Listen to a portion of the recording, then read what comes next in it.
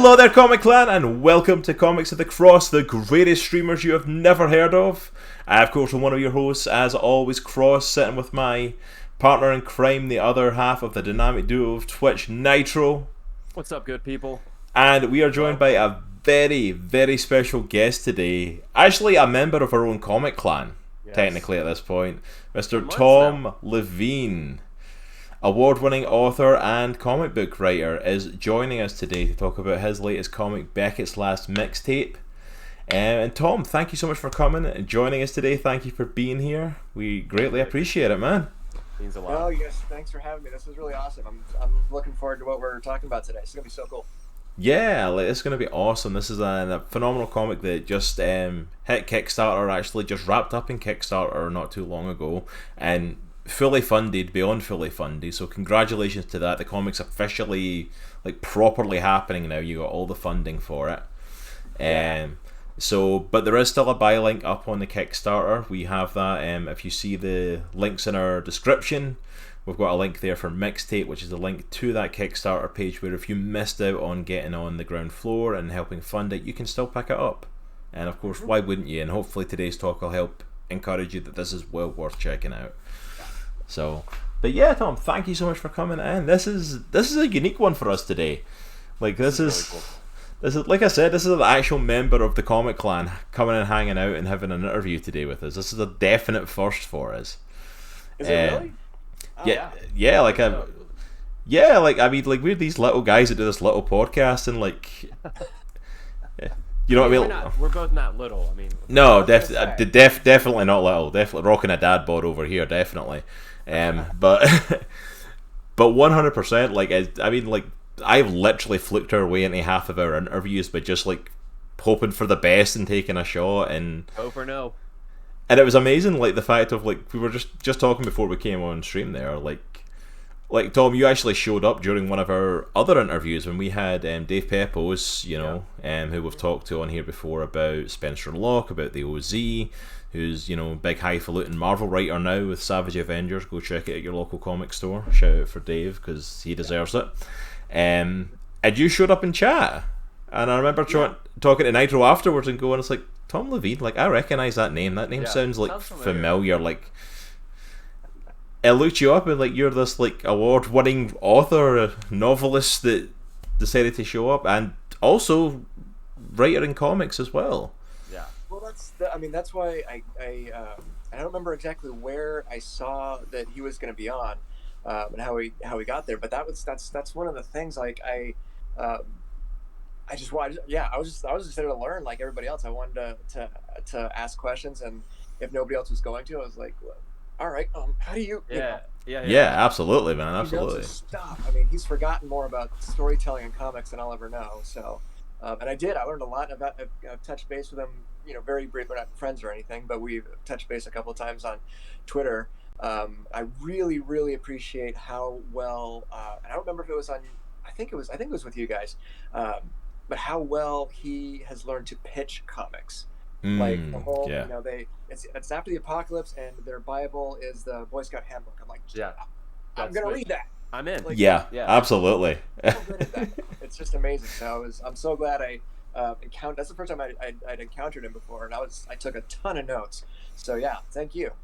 I don't blame you. We did before, and hey, there's Sulu Centurion in chat, dropping that first. Good to see you, sir. But yeah, and that's the thing as well. Most people that came in and hung out for something like that would have been that's it. It's like that. They come and hang out. They heard the guy, but you've literally just continued to show up. I mean, you've popped up in streams, but it's not even been the podcast. You've showed up on my Batman gaming streams. You've showed up in Nitro's art streams. You just pop in every now and again, and it's well, you guys are doing stuff that I don't know much about.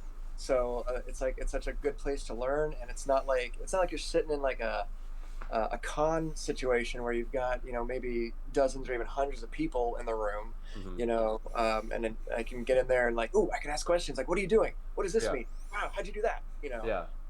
And I wish more if for the creators who are tuning in who are still working on that stuff, I wish would realize that there's so much great content and so many wonderful minds that you Mhm. can mine, like your guys and Dave, and like there's so many people, and it's a perfect place to ask those questions, you know. So I'm all about that. Love Well, it. even in our community, like we have a couple comic creators or aspiring comic creators, and Mhm. like the some of the people that we've had on, like just the types of questions that they've been asked and stuff like that. It's just been a really cool forum to be able to discuss that like long form, you know? Yeah, absolutely, and that's it. It Yeah. opens up a whole new thing, and that's kind of one of the reasons that we came on to Twitch. Was one of the great things about it is like, because we could just do a podcast. There's a billion like comic book podcasts out there.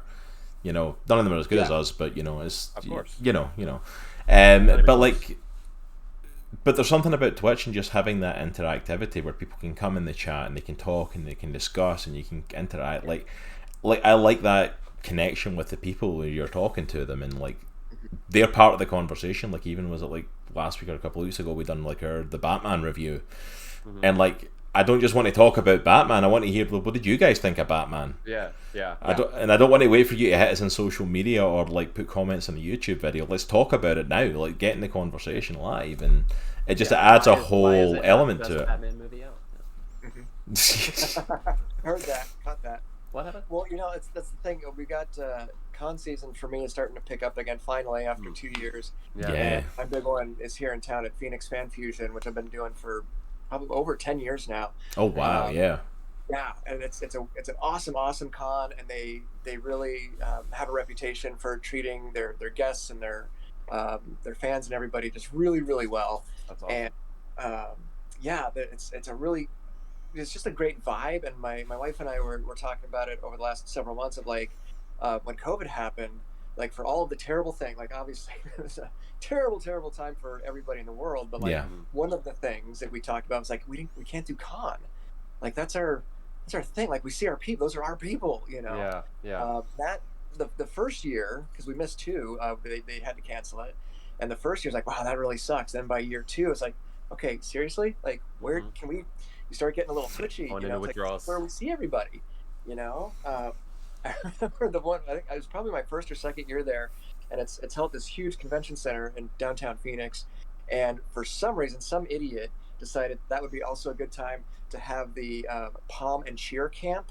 right like across the street. So you've got these two cultures just Oh, absolutely at polar opposites. It was like, this is fun. I'm going to see how this plays out. I'm gonna say, I'm not gonna lie. I kind of would love to see just that clash of the two different Oh, cons like happening. so all of the cheerleaders, you know, are dressed up. They've got all their cheer stuff on. So they are in these very bright, bold colors or whatever. But they're looking at the people in cosplay like, what are you doing? And like, excuse me. Like, you look just as ridiculous right now. I was gonna say, it's like, you're cosplaying it, your con, we're cosplaying it ours. Leave us alone. That's Exactly. That was fun. And I was so like, that was a good thing. That was really fun to watch. But as I was going into the front entrance, there was a group. It had to be like 10 people, and they're all clustered around. I don't know. They're looking at the ground or something, but there's a big circle of them, and they were singing an a cappella version of the Superman theme. And I don't know if they practiced it, but they were each doing separate instruments, and it was awesome. And I'm like, these are my people. Yeah. This is awesome, and it sounded great. I should have recorded it. that sounds phenomenal. It was so great. It was just awesome. But point being, like, was, you know, talking about doing the stream and everything, like that's, and that back and forth, like you mentioned, Mhm. like, yeah, like we really need to be able to have those connections with you know, our people, as you know, Yeah. capital P. Yeah. Where you start getting a little twitchy, you know. Oh But yeah, that was absolutely. It's like, yeah. I think that was one of the things. That was kind of like one of the reasons for us starting this, was like the two of us literally kind of going, "Hey, we like talking about comic books, and we can get Yeah. into some good rants about it. Like, let's see if there's other people that enjoy it." Yeah. And the pandemic, as much as this horrible, terrible thing, was also the launching point for us. Like I kind of said before stream as well, like that was part of the reason of launching it when we did, was like, okay, everyone is literally stuck at home with nothing to do, and I'm like, if we can't make this a success, or at least some sort of like impact, when the fact that like everyone has no other choice but to be at home and looking for stuff to do, Yeah. then like we're not going to be able to launch it any other time. And thankfully it worked, and it kicked off a whole thing, which was amazing. And one of the things about this community is, as I've gotten older, I've come to terms with the fact that I am a geek, you know, and that's not a bad word, and it's Nope. okay to be a geek, and there's other people out there that share the same interests, and you know, they're not weirdos. They're just normal people that, you know, that like really geeky stuff, and that's totally cool. So Yeah, it's like that's fun, there's this like pride that's came recently within geek community, and honestly, I've got to give like top props to Marvel especially, because Marvel Studios and the MCU and stuff like that is probably one of the things that's made it a bit more commonplace to be geeky and the bigger. You know, it's like, because I remember when I was a kid and stuff, like being a geek and being into comic books and being into different stuff was like you were kind of relegated to the sidelines a lot of the time. Like, go over there, and like, and it's like, it's allowed an opportunity of like, don't get me wrong, I don't think it's brought in anybody particular that wasn't already into that stuff, but it's opened up to give us a freedom of like, you can be a geek and it's cool. It's like, there's nothing wrong with it being a geek. Like, I am a man in his mid-30s that enjoys reading comic books and watching animated shows and all these other things that the world keeps telling us are for kids, and I'm like, well, you're lost. This stuff's amazing. Yeah, it's not true. It's demonstrably not true. Oh, Like, absolutely remember not. this time, like, if you're wearing a Spider-Man shirt, like, you're like, nerd, you know, whatever. And now, like, oh, you can totally wear your Spider-Man shirt. Nobody cares. It's You, fine. you can go to any You know? store and get. You can go to like Walmart or Kroger or Target or somewhere, and they've got superhero shirts for sale now. Like, Yeah. Right. Yeah. like And you, people- that was never a thing, you know. No, it's never a thing. No, and the youngsters out there, they don't remember that time. Like, no, there was a time, dude. You could walk down the street in your Superman shirt, but you might catch some trouble for it. Like, I was gonna say, it's like, yeah, it's like, Other than like the late '80s, early '90s when Batman was a huge thing, and you could get, you know, just the bat symbol on your T-shirt. Oh, yeah. Like, that's all that they sold. You know. Yep. yeah, that was probably the one time you got away with that stuff. But yeah, it's like it's, and I'm glad things have turned differently now, because like, there's so much now that's accessible. There's so much connectivity, and the internet is one of the big things that allow that. And one of the things you're actually doing, Tom, as well, like apart from like going to cons and stuff, you've actually got a little bit of a, you know, I've been following a little bit up in some of your stuff. You're doing stuff on TikTok, you're posting stuff up on YouTube, you're posting stuff to Instagram. It's like, so you're reaching out and building that community and that fan base online, which is, I think it's a key to kind of survival in this day and age. Like, if you don't have that online presence, at least to an extent, then you're at the very least missing out on a massive chunk of fan base there. Or people that are going to be interested, you know. Yeah, and I think, you know, that's my first novel came out like right on sort of the cusp of Facebook happening, and nobody knew what they were doing. Yeah. Like, none of us were like, well, I don't know, and like my publisher would, you know, say things, you need to be on Facebook. I'm like, do I really? What is it? I don't get it. Like, all right. So I went on there, and I still didn't get it, and I still fundamentally don't get it, to be honest. But that was right when all that was happening, and the people who understood what was happening and were able to kind of capitalize on it did really well, and the ones who couldn't, we kind of fell behind until we were able to catch up, and then we'd catch up and it would change, like, God, how, and then a new platform would open, and it's just, you know, it's been a nightmare trying to keep up with. But the I mean, again, with doing, you know, like a live stream like this or whatever, having that one-on-one connection where you can see what's going on in the chat, you can answer questions and things like that. Like, we didn't have that, you know, what, 10, 15 years ago. That's brand new. Like, maybe if I say something funny to Stephen King, maybe he'll like my tweet. You know, like, that would make your whole day. Like, that's like, oh my gosh, Stephen King knows that. Or whatever. I was gonna say, Nitro literally had one of those moments. Was it this week that happened to you, or last week? So I'd been wanting to read the Court of Owls for a while. I haven't really read a ton of DC growing up, so I was like, all right, so that seems like a really good place to start, other than Frank Miller. So I got it, and I tweeted it out. I was like, look, I'm getting ready to read this for the first time ever. And I tagged, obviously, Scott Snyder, Greg Capullo, and James Tynion, I believe. I don't want to mispronounce his name. He was another writer on. Yeah, James Tynion the fourth. Yeah. And all three of them responded, and I was like, all right, I'm done for the year. I'm good. Yep. Yeah, that was pretty sweet. I followed Greg Capullo on, you know, from an art perspective, I follow him on Twitter, and I love his stuff, man. He's just crazy. He's crazy fast, like how fast he gets through stuff. So the fact that they responded was pretty cool. But yeah, like, that was the extent of it before, and like, don't get me wrong, you still get cool moments like that, but it's like, yeah, that was kind of the extent, and live stream just opens up that whole other side of things now, and it's cool to see creators like yourself actually taking advantage of that, like properly, like posting videos and stuff, and you're not just like trying to connect with the community, you're also like sharing tips and talking about you know, the writing process and like how you get into it and getting ideas from and pushing through things and different, you know, different aspects. Which, let me throw it in chat now actually, like for if I can spell. Yep, there's all the. That's my big issue with putting stuff. Here's a bunch of links. I can't spell the one word I've set it to come up under. But there's all the Tom stuff, so go and check him out on across social media and catch up on a lot of these videos and stuff yourself as well, guys. This is Tom's putting some amazing content out there, and it's just him sitting chatting. It's like, but the stuff is well worth checking out, absolutely. And that's another thing that we've come across. You know, like having done this for 2 years and speaking to a lot of people in the industry, like most everybody in the industry is extremely generous with their knowledge. Yeah. And it's awesome. It's so cool to see. Yeah. Yeah, and that's and I also, I mean, that's one of my favorite parts of the whole thing is being able to, whether it's like a school visit or like doing cons or whatever, interview type things, anything with a group of people where we can do the Q&A, because that's the part that I like. Like I can talk at you for an hour or whatever, but like, no, what did you come here to ask? Like, what do you really desperately need to know?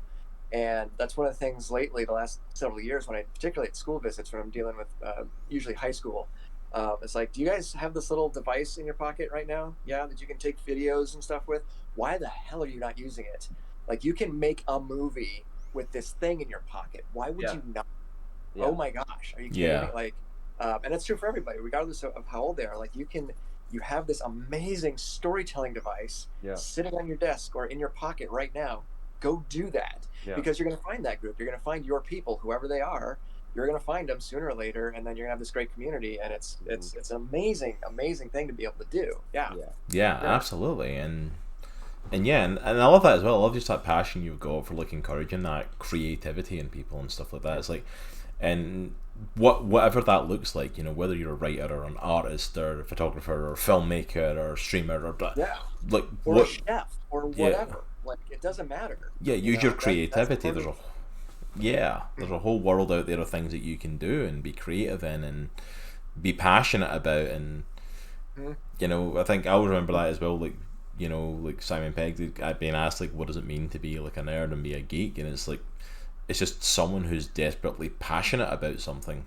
Yes. It doesn't mean you need to be like into comics or sci-fi or like anime or anything. It's just like, are you deeply passionate and excited about something? It's like, then that's it. You're geeking out over something. It doesn't need to be this specific thing. And that's, you know, I've just encountered far too many people, and still continue to encounter them, whether they're kids or adults or whatever, who had that kind of pushed out of them as kids, and like, you're not good enough, you're not smart enough, you're not this, you're not that, and that just infuriates me. Yeah. Particularly when it's in young people who are still forming, and your brain's not even done until you're 25, for crying out loud. I don't need your mom or your dad saying, no, you can't. Like, actually I can. It's a matter of, or I'm going to sure try. And we're not even talking about, you know, are you making a business out of it? That's a whole other topic. But like, if this is the thing that you get up in the morning, like, I get to ... like, do that. Come on. Yeah, absolutely. That's one of the things I appreciate. So when I was growing up, I was really into art, and I drew all the time. And you know, when it got to time to make my decision for college as far as what I wanted to do, my mom's like, just do what you want. Like, if you want to go to school for art, just do it. It's like, you can worry about a job later. So I definitely get what you're talking about. I understand that, completely. Yeah, I think that's definitely something we need to encourage a lot in people now, is like that. It's like, if you've got a passion or a dream to go for something, it's like, it's okay to go after that thing, and it's okay to also fail at that thing. Like, try it. It might work, it might not, but find out. Like, I remember, like, I don't know if I talked about it in the show before, but like, at one point I was superly passionate about pro wrestling. Like, and I was actually getting into it. I was going to training stuff. I was wanting to really do it and properly get into it. And I remember like building up the courage one night, like, to tell my parents, like, this is what my heart's into, and this is what I want to go to. And told them, and it was shot down, like, immediately, like, not to be an idiot, not to waste my life in all this stuff. And I'm like, which I love as well, that the automatic reaction is that they then start telling you all the downsides to doing this, and I'm like, yeah, because this thing I'm totally passionate about, I've never thought about any of that stuff, even though I know it probably better than you even do. You know, and it's like, and it's one of those things, and like, don't get me wrong, my life went a different path, I ended up not going for that, and I love the stuff that we're doing now. I love getting to do comics in the cross and be a streamer and all that, and this might not have happened if I'd went that path, but at the same time, but there's always that part of me like, what if I had gone that way? Sure. What if I had worked out, you know? And I get a lot of when I go to like a school visit, for example. I'm usually like in an English class or something like that, and it's not just like creative kids. It's just a swath of kids who have to take English, right? Yeah. So there's always a couple, for lack of a better term, I'll just call them jocks. There's some jocks in there Mhm. who are like, I don't even want to be here or whatever. I'm like, Yeah. so what do you want to do? Let me get NFL quarterback. Oh yeah, I'm gonna be NFL quarterback. Cool. There's like 32 on the planet. Mm-hmm. 32 maybe at most at any given time. You're Yep. gonna be one of them. Like, so here's the thing. I'm not gonna sit here and tell you can't, because that's just not allowed in our house. We don't use that word. Okay. So, but it's gonna be super, super hard. But if that's the thing you want to do, here's what you do. You go after that thing, you go after pro wrestling, you go whatever after that thing is, as hard and as fast as you can until you can't anymore. Because when you do, these other doors have a way of suddenly opening that you didn't even know existed. Like, so you want, is it when you want to be the NFL quarterback? Is it because you love football, or because you want to be rich and famous and have all the chicks? And so, like, those are two very different things, and it's okay. Yeah. Just be honest about it. Because if your thing is I love football, I cannot get enough of this game, then go after it. Have you ever seen an NFL like on TV? Like, who is animating the big robot guy? Somebody had to animate that. How many cameramen are there? What about, like, you're going to go into finance? Cool. Do you know how many like accountants work for the NFL? You know what I'm saying? Like, so just going after that one thing and that one passion, all these other possibilities. If you can't get, to be the pro wrestler, Yeah. okay, maybe not. It doesn't happen to everybody. But what might you find on the way to that, on that journey? You never know. So I think it's absolutely keep going after that thing, whatever it is. Yeah, absolutely, and that's it. It's like, I think, it's like you take that path and find out where it leads you. For anyone who's passionate about anything, it's like, if you're wanting to go after that thing, go for it, and just maybe you'll get it, maybe you won't, maybe you'll end up somewhere totally different. It's like, but go for it. Yeah, I think one of the ways I heard it like put best for me, I was like, dude, that's really cool. Is if you could try anything and not fail, what would you do? Mm-hmm. And I was like, dude, that is such a cool way to look at it, because that means like everything's off the table. What do you love to do? Yeah. What do you want to do? I have so cool. Started, and I don't know if it's appropriate yet for everybody. So, but one of the things that I've started doing with that phrase is saying, okay, what would you do if you knew you were going to fail, but you were going to do it anyway? Yeah. Like, it's a slightly different kind of take. I was like, because I don't know if I'm ever going to publish another book. No idea. Yeah. But I have to keep writing books. I know that. Yeah. So, all right, that's what I'm going to do. They're both very useful, and more particularly younger people, but also all of us who are older now need to continue to task. I was going to say that. Yeah, I'm in my 30s, man. I still need to keep challenging myself with that stuff, and like, keep pushing myself with that. Especially like the last 2 years, obviously, I think a lot of people have reassessed like where they are at, their station in life, and saying, I'm really not happy with what I'm doing. I gotta figure some stuff out. Yeah, the world changed the last 2 years. The world today is completely different than it was in like 2019, early 2020, and it's been a crap show, but it's been a good thing as well. I think it's shaking everything up, and I tend to be. I'm not pessimistic so much as. I just have my doubts. I'm more cynical. My wife is she's like, there's a difference, and you're cynical. I'm like, okay, I'm cynical. But I do, and so for as cynical as I feel about where the world is, even just right now as we're speaking, and I feel very cynical about it, and very worried, and very scared, and nervous, and depressed, and all of that, I also feel like there's this glimmer, though, kind of out there, like, dude, this could be a massive turning point for everybody on Earth if we don't screw it up. Yeah. I think we will. We're going to totally screw it up, but there's hope. There's hope. We might not. We just might. But there's hope, and something can come out of that hope. Something can come out of that. Yeah, I totally agree with you on that. To be honest, like, I think like there's so much awful stuff that's kind of came up in the last 2 years as well. Like so much stuff in this country alone, in the States, let alone around the world, let alone the fact there's a war going on at the moment and all this sort of stuff. But yeah, there is something kind of hopeful and exhilarating about what's happened the last 2 years. That all the stuff that's happening is pushing change. There's a change in the way we do things. There's a change in, like, this isn't okay. The way the world is not okay, and it needs to be shaken up. And that's a really exciting time to be living in, when the world's at a point when it needs to be shaken up. And it's like, and this is it. A lot of people have been left in stuff where they've lost jobs, they've lost things. They don't have what they had. But like Nitro said, like lives are being reassessed of like, what do I actually want out of life? Like we're in a generation now, is like from millennials downward, where it's like a case of the previous generations were like, we get up, go to work, you work your butt off, you do whatever, wherever you go, and it's like, and you do it because you have to, because we have to earn money and we have to keep our home and our family, and it's like, we're now in a place of people going like that. I don't want to just do a crappy dead end job where I'm like, I don't actually love what I do. You love what you do and provide for yourself. Yeah, and it's like, it's like, follow your passion. What do you want to do? What do you want to get involved in? Take a shot at it. It's like, and what path you want to take to get there, and it's even possible to make careers out of this, and that doesn't mean, like you said, it's like if you want to get in, if football's your thing and you want to get into the NFL, that doesn't mean you're going to necessarily be on the field playing. Maybe not. But there's other paths to it. It's like it doesn't mean you're necessarily going to be like a worldwide best-selling author, racking in millions, but you can still be a published author or a published artist, or you can still get your work out there.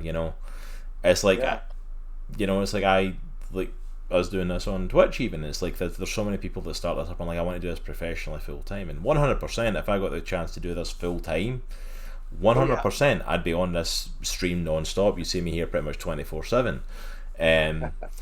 But at the same time, it's like we get a payout from Twitch like maybe every other month. It's nothing. It's enough to like upgrade one thing for our stream if we're lucky. Most of the equipment doesn't even get covered under that. Like, so much of the equipment has been bought out of our own pocket. So much of the stuff's been in our own pocket, and it's like, but we're passionate about this. This is something we want to do, and it's like, and am I okay doing it at this level? Like, and you know what? It's like, see if Comics to the Cross doesn't get that much bigger than this, if we're not doing this full time, we don't get paid for this all the time, and it's just a little payout here and there. It's like, you know what? I still love it. I'm still going to be doing it. Yeah. Mm-hmm. Yeah. I've read way too many articles about people in their 80s or 90s who are on their deathbed, and none of them are like, man, I wish I would have put in more hours at work. Like, nobody says that. I wish I would have worked harder for that promotion. Like, no, they're like, dang, it's my family, and it's the book I didn't write, and it's the trip I didn't take, it's all the stuff they didn't do. And I'm like, dude, I don't want to figure that out when I'm 84. Let's figure that out now and make those changes now. And particularly if you're in a place, as we all are, where, I mean, if you have a cell phone, do you know how rich you are?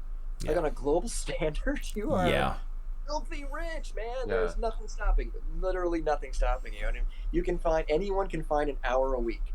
And it's insane what you can do with an hour a week, where it was just yours and you were given permission, either from the people in your home or from yourself, like, all right, this hour each week or however many you manage to scrape together is mine, and this is what I'm doing. I'm doing this thing, whatever it is. And like, God, the world would be so much better off if we would all embrace that. But I think another aspect is everybody has a really unique perspective that they need to share, that other people need to see. Like, from your perspective, like you have a really unique perspective from an author that you can share with other people that they would never know, unless they read one of your books. Someone who's an artist who illustrates comics or illustrates indie books, they have a really unique visual perspective that other people would never get to see unless they actually did what they were supposed to do or did what they wanted to do, So like, we have a responsibility almost, I know. I think it's a great word to use. I've been using that word a lot more lately myself, and when I talk to people about that, like, no, this is, you have a duty, you have a responsibility to do this, because somebody, and we know this is true now from the internet, like, somebody out there needs or wants your story. It's guaranteed. Like, it's just a question of putting in the time to find them, but they are out there. Absolutely. Yeah, absolutely. I would agree with that. Awesome. There you go. Hey, we just jumped right in, didn't we? There you go. That's. All right. There you go. That one's for free. That literally, like, I need to stop making plans for these shows, because they never happen. They never go that way. So the way that it goes, Tom, is normally our stream on Sundays is 2 hours. We just throw away. It's because we ramble. Because it's always a rant the first 45 minutes. But this was a good rant. Our other rants are just kind of meaningless. It's because we come on and we start a conversation and then it just kind of takes off from there, and the thing is, like, we're in charge and running it, so there's no one to tell us to stop. I mean, we're pretty much right on time. It's 2:40, so you know. Yeah, so that's a bit right. Okay, so y'all got that one for free. Trumbo, I'm just looking at the chat here. Trombone Dalek is talking about you might choose to join a local football team or coach a youth team or something like that. 100%, man. That's exactly the kind of thing. Because maybe, you know what, maybe you're not going to be the quarterback, but you might be coaching the next one. Yeah. Like, I'd be okay with that. I could live with that, you know? Yeah, nothing wrong with that. that No, absolutely. Yeah. Absolutely, that's a great point. Alright, I'm going to jump into this now. Professional streamers, we know what we're doing. Back on Welcome track. to Comics and the Cross. We've been doing this for 2 years, and I'm like, it's not changed in 2 years, it's never gonna. Alright, so we do have a couple of little points this week we want to kind of hit before we jump into talking about the actual comic with Tom. We jumped into a lot of other stuff with Tom instead. It just went off track in a totally different direction than just the comic. So first thing to kind of talk about was, of course, Marvel had a massive drop of their newest show this week. Moon Knight Episode 1 dropped. And it's all anyone's been talking about for like the last freaking week has been Moon Knight Episode 1. I think it was a little bit of a success, but I wanted to jump in with you, gentlemen. Have you seen it? What did you think of it? What was your thoughts on it? We hardly ever get a chance to see much of anything, so I have not seen it, I'm afraid. If there's one show from Marvel that you get the chance to watch if you make time for it, Tom, I would recommend Moon Knight. Really? This first episode was amazing. 100% my favourite Marvel show opener that we've had. Oscar Isaac's a beast. Oscar Isaac stole this, man. The way this first episode was laid out, simply just the fact of like what a good 30 odd minutes of the episode, 35 minutes, is Stephen and his perspective. And the fact of learning of his life, and the fact of like sometimes he blacks out and he sets up stuff to stop him sleepwalking, and only like at the last like half quarter of the episode do we start getting introduced to the idea of Khonshu and Mark and these other things that are going on that he's got no clue about, and leading up to this reveal, it's like it was so well done. I love the way that they have him spacing out in the show, and he's just missing time. The way that they draw the camera, so sweet. Yeah, it was so well done, and also massive shout out as well. Massive praise to Ethan Hawke, playing a completely original character in this. He is basically like the avatar for Amet, one of the Egyptian goddesses, and judges people for her. On their lives, and like it's cool because you see him like judging, and you see the tattoo of like the scales on his like forearm, and the scales move, and then like either judges if they've been good or if they've not lived a good life or whatever, and judges their past, present, and future. And he played it so well. Yeah, it was like awesome. These. If you're not a superhero fan, if you're not into the Marvel stuff, I would still highly recommend anyone checks this out. Just for Oscar Isaac and Ethan Hawke playing off of each other. The two of them are such phenomenal actors at the top of their game in this. This is such a good show. Yeah, it definitely got a David Koresh vibe to Ethan Hawke, because he was that was the opening of the show. Showed him basically crushing glass up and putting it in a sandal, and then slipping the sandals on and walking. Nice. So it's like flagellation type stuff. It was just really, really cool. It's so cool. He's not known for serial work. So that's interesting to see how he'll be able to develop a character over a longer frame. Yeah, it's really cool because he wasn't over the top or anything like that. It was very subdued, presentation. It's really awesome because he really actually gets you like connected with his character a lot, and like just that first episode, like Ethan Hawke really like is able to establish himself so quickly, like which I think is just a mark of like how good of an actor he actually is.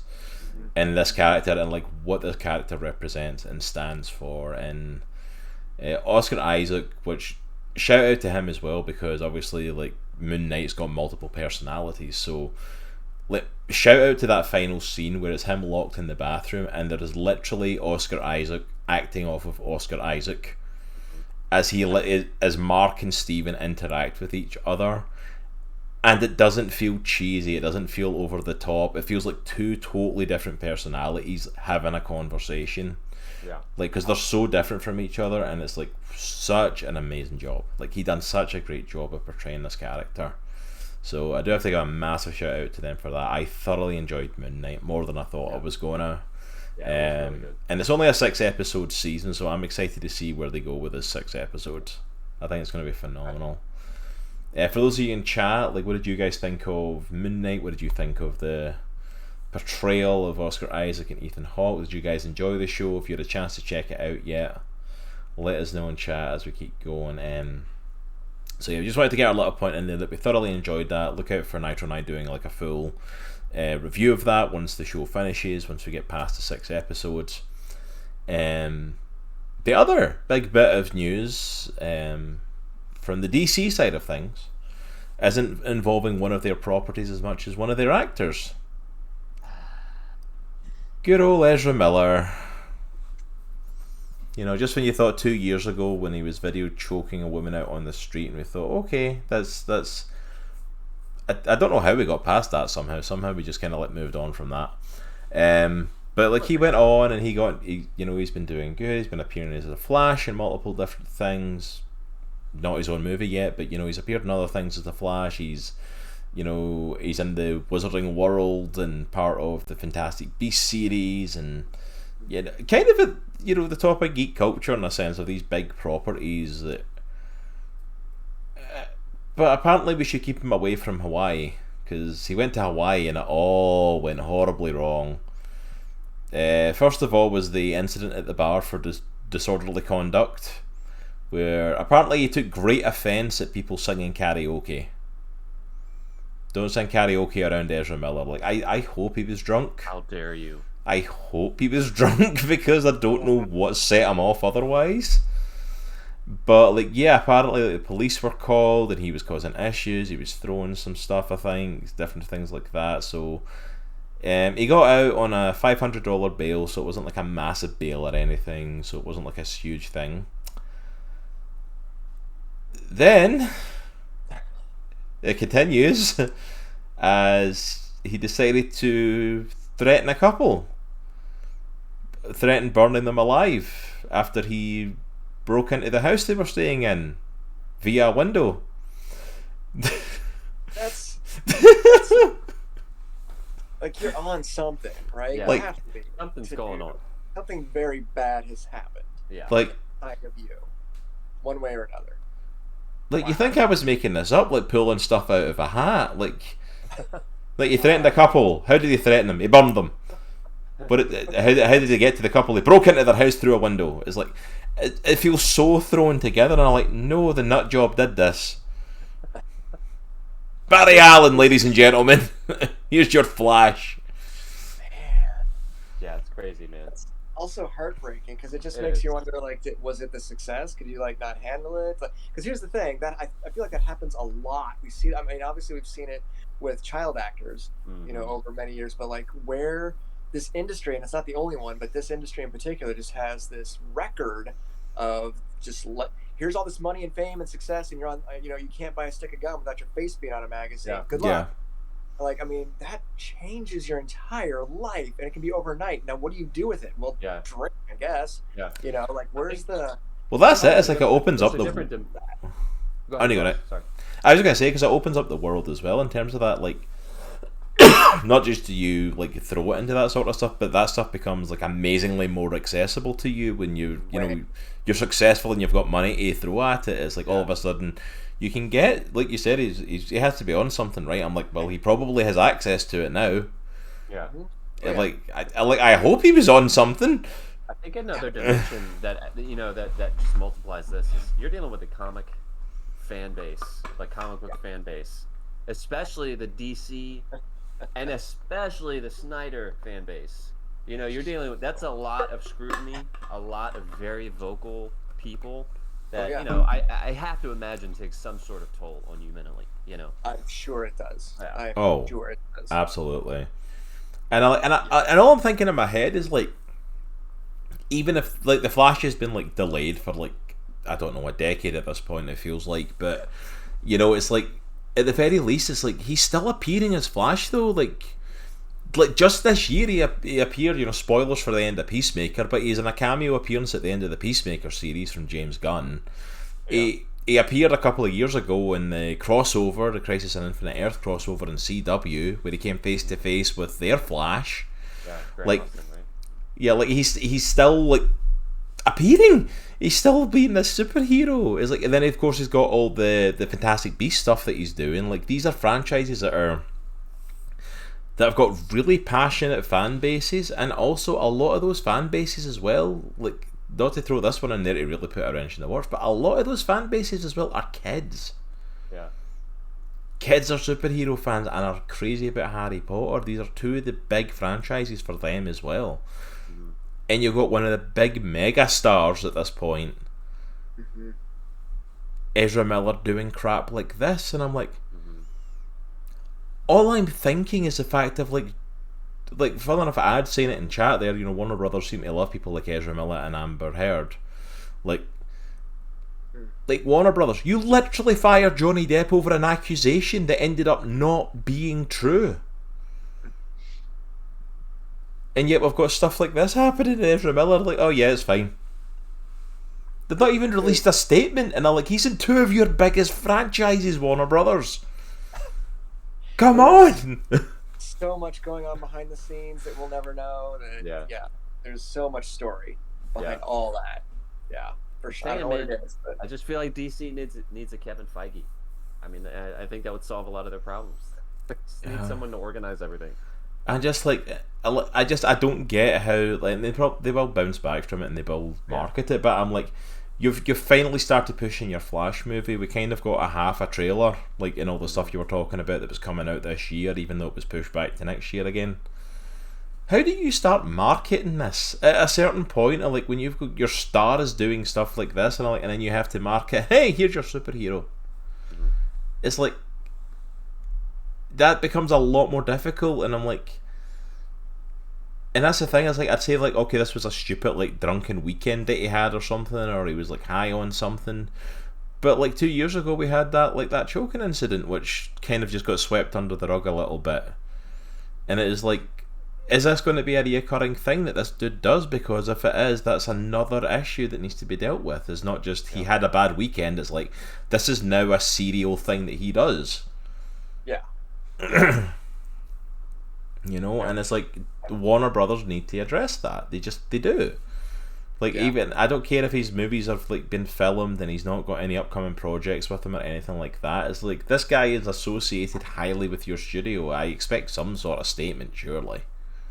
Yeah, I hope he has a friend somewhere. It's not in the industry, you know. I've seen it happen in stage actors before. There was a guy I know who was kind of this up and coming actor, and he knew it, and he was being treated like God by all the, you know, this little cluster. And obviously the scope is very different, but like, fell into that. It's like, well, and pretty soon starts to believe his own press kind of thing, until somebody a little bit older and who'd been around a little bit took him out to coffee or whatever one night and was like, you need to stop. Yeah. Here's what's gonna happen. Like, and just laid it out. And there was a turn, like very abruptly. There was a turn there. And That's you got awesome. That kind of relationship exists somewhere for people like that, you know? I don't know. Yeah. Can we get Henry Cavill on the phone for him? Like, I just feel like let's get Henry Cavill back in here. Henry Cavill, have him build Ezra a PC, and get him into a little bit of war. You know what I mean? It's like the king of geeks here. Let's get him in. Let's get him, because like, he's the most chilled out dude in the world. Like, he doesn't go out and do all this and do drugs and drinking. DC, get him another Superman movie. It's like, this is a guy who took his fame and goes and builds PCs and does video games and all that sort of stuff. Can we get him to like buddy up with Ezra Miller and just keep an eye on him? Yeah, just hang out for a bit. You know, it's like, just to hang out, teach him how to do all these new skills, and then if Ezra gets out of line, he can smack him one as well. He's big enough, he can just put him down easy. You know what I mean? The guy's built like a wall. Like, Ezra Miller's not going to be able to take him, so like, he's technically got security to keep an eye on him as well. It's like, it's perfect. It's a twofer. But yeah, I literally don't think there's any more news this week that is any more exciting than Ezra Miller getting arrested twice. Like, that's pretty much about as big as it gets this week.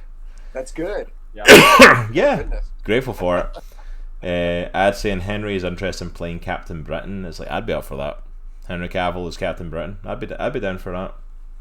Somebody mentioned him. Give him something. Somebody mentioned him as Hyperion. I'm like, dude, that's just basically Marvel Superman. Like, I mean, I know that's simple. That's a lot, but it's a little too on the nose at that point. We're gonna DC won't give him a Superman movie, so Marvel give him a Superman-esque movie. How much of a slap would that be, though? How much of a slap would that be? If Marvel's like, all right, if y'all are gonna do it, we are, and we'll make it better. Yeah, it's like that. It's like that. If you're not gonna use it for Superman, we will. Yeah. Like, absolutely. So yeah, I think that's again the big news points for this point. So we're going to get into actually talking about our big topic for today. Our man here, Tom, has released a comic. Before we get into that, let me do a little plug as I chuck this in the chat as well. Something I keep forgetting to do frequently on the show, and I need to do a lot more often. We are actually brand ambassadors with BCW Supplies.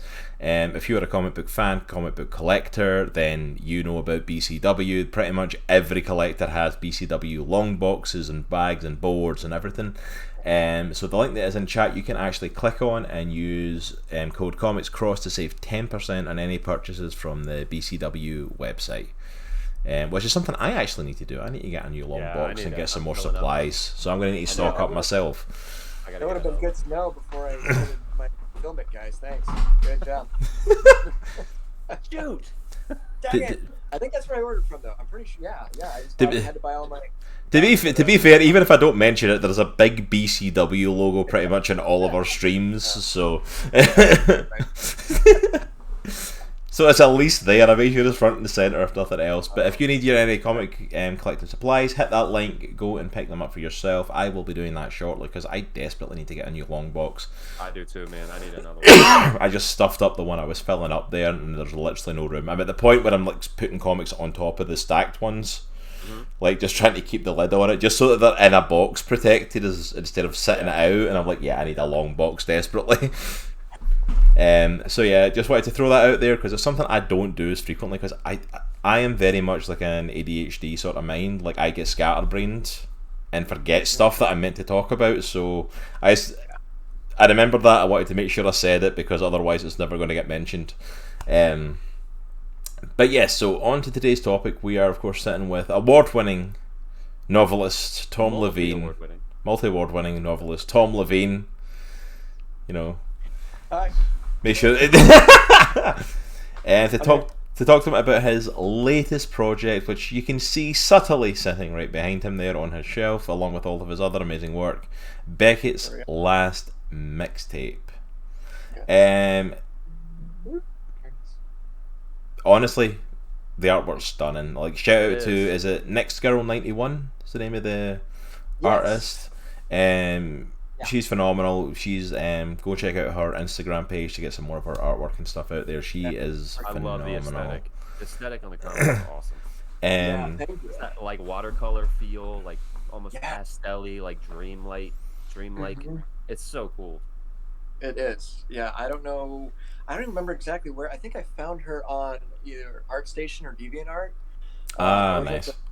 Going through trying to find, and it's really hard to find if you're not already plugged in, to find a good sequential artist like that. And yeah, there was something about what she does because it's not, it's not like a manga or anything, but it's like almost inspired by that. It's sort definitely of anime-ish or manga-ish. Yeah.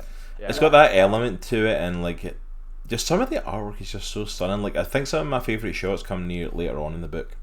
When it's like it's her walking down the road, and it's literally just her walking on the road, and then like the colour effect going into the sky from like, the orange into the blue, and it's like, but you can see like the dot work. I love it. It's like you can see comic, the like dot, and it's so beautiful. Like that's probably some of my favourite panels in the whole book. Like they're stunning. So one of my favorite mediums is watercolor, so I instantly connected with it. I love it. Yeah, I love the look of it. But before we delve into the actual stuff in the book, Tom, I want to just kind of hand over to you, and I want to focus on like our audience who might not know about you, might not know where you're from, how you got into writing, how you got into comics at all this sort of stuff. Let's just throw it over to you. Who is Tom Leveen, and just to kind of introduce yourself to our audience. Right on. Cool. Thank you. Yeah. So I started writing fiction in second grade. We had an assignment to write a short story. And I don't know if they're still using it anymore, but there used to be this brown looking, like almost recycled paper with blue lines on it for practicing handwriting. Mm-hmm. And that's what we had back in the day. And so we had to fill up one of these sheets with a story. So I did it. Um, and then I got called up to the teacher's desk, and I thought I was in so much trouble because she was the teacher, like the one, like nobody wanted this teacher. Yeah. And she's like, I want you to rewrite this story and make it longer. And tomorrow morning, you're going to read it to the first graders. And I'm like, I'm being punished, and she won't tell me why. I don't know what I did, but she was scary, so I did it. And yeah, and she read it real quick. She's like, all right, take it next door and read it to the first graders. I'm like, you gotta be kidding me. So I go next door. I'm 7, 8, 9, whatever it is, and just like everybody loves public speaking, as you know. Oh yeah, absolutely. It's like, oh God, just terrified. And then I looked up and I see, 30 first graders, and they're all just like, that's awesome. Like they have no idea what's going to happen, and they don't care. Like they just know something cool is happening. And no joke, at that very moment, I was like, cool, got it. Yeah. Like I was like, That's okay, so I want to cool. tell stories, and I want to be up in front of people. So like from that point forward until this very day, I've either been writing stories in some way or doing some kind of either performance or speaking, whatever. I started doing theater in 8th grade, and I did that for 22 years as an actor and director here in town. Ran a couple different theater companies for 16, 17, 18 seasons altogether. Wow. Ran a mixed use arts venue for a few years, which was really great. And then in 2007 or 8, I got my first literary agent for a novel that I'd written back when I started college, so like 93 or something, I think. And that didn't sell right away, and then there was so much drama in publishing. But at the end of the day, what happened was I ended up with this other agent who sold my debut novel, Party, which was at the time looked like this. And we sold that at auction to Random House Children's Books. So it was between that house and another house. And that kickstarted the whole thing. Never saw it coming. I think a lot of us who are writing prose and writing novels, like our goal when we talk about those dreams that we talked about earlier, is like, well, what do you really want? Like, I just want to go to Barnes & Noble and see a book that I wrote on the shelf. Yeah. Like, that's really it. Yeah. There's very, very few of us are like, I want to be rich and famous, and I want to, like, we just don't think about it. We just want to know that our stuff's out there. Yeah.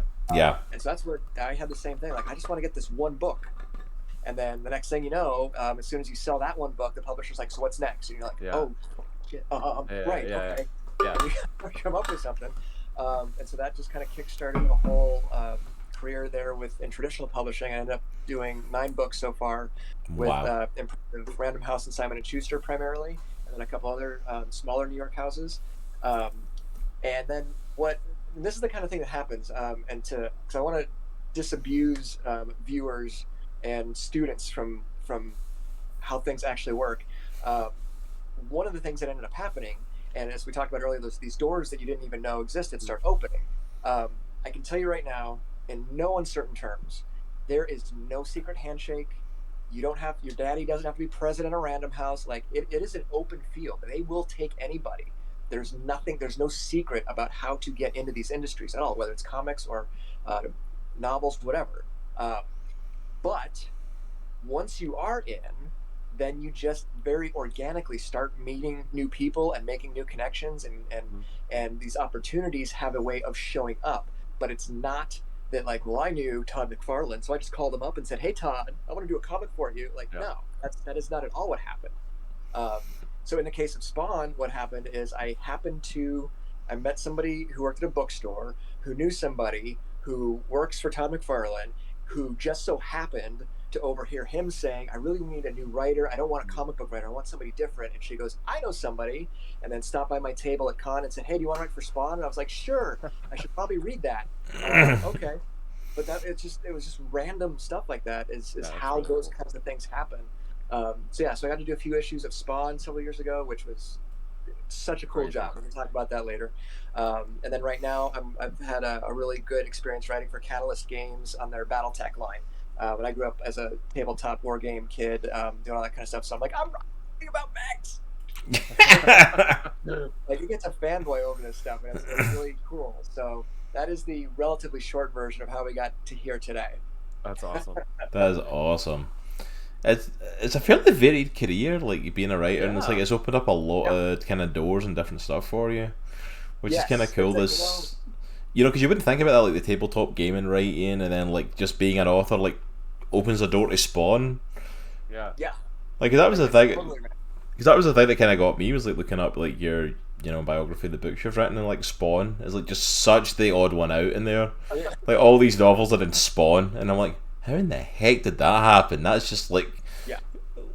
Well, and that's that's the thing is people who as aspiring writers and artists, I think, who want to get into, well, first of all, they get it into their heads that you can be either Marvel, DC, or Image. That's it, and then there's these smaller independent ones, or whatever. Like, but I have to write for Hulk or whatever. And it's like, cool. Again, encourage you to keep working towards that. Um, but like when those fans will be like, "Oh, you wrote for Spawn, so you can do whatever, right?" Like, no, it doesn't work that way. I can't just knock on the door at Marvel and say, "Hey, I wrote for Spawn, give me a job." Like it Yeah. just simply doesn't work that way. yeah, And the other thing about that is that, like, yes, so my background coming into Spawn was in prose, and that's a very, very different process than writing a comic book, which is similar but still different to writing television, which is similar but still different to writing for a feature film. Like, these are all very, very different skill sets, and it didn't take very long to realize, like, I don't possess all of these skills. Yeah. You want a book? I can give you a book in a month, no problem. 60,000, 80,000 words, no problem.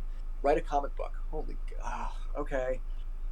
Like, it's a completely different monster. It's a fun monster, but totally different, Yeah. So well, yeah, because it's like it's almost a totally different medium, because you're taking this world where you're having to describe everything in words and paint pictures and paint scenes for people to have in their own mind, to like, because I've tried it. I've tried writing my own comic. I've still got like the first draft of a comic I wrote and stuff like that.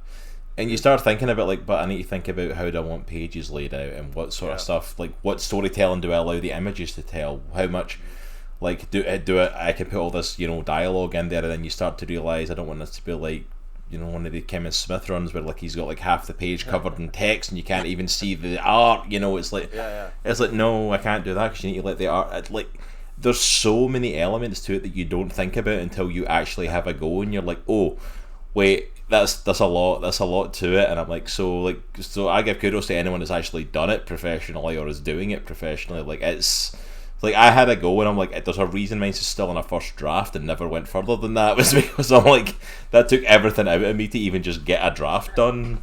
Well, like, I was talking with my wife about it. Like, she writes outside of obviously being a full-time mom, and we have started trying to put together like just something for our kids, like a small comic. And I'm like, dude, this is incredibly complicated. Mhm. Like, I've never done sequential art. She's never done a comic. Like, she's written like some screenplays and stuff like that, but it is a completely different animal. It's just like, you have to, like, obviously I think prose, to your point, Tom, is a visual medium, I think, because you're trying to inspire mental visual images through words. But I think comics is it's just a multiplier of that. Like, you have to know exactly what you want, type thing. It's crazy.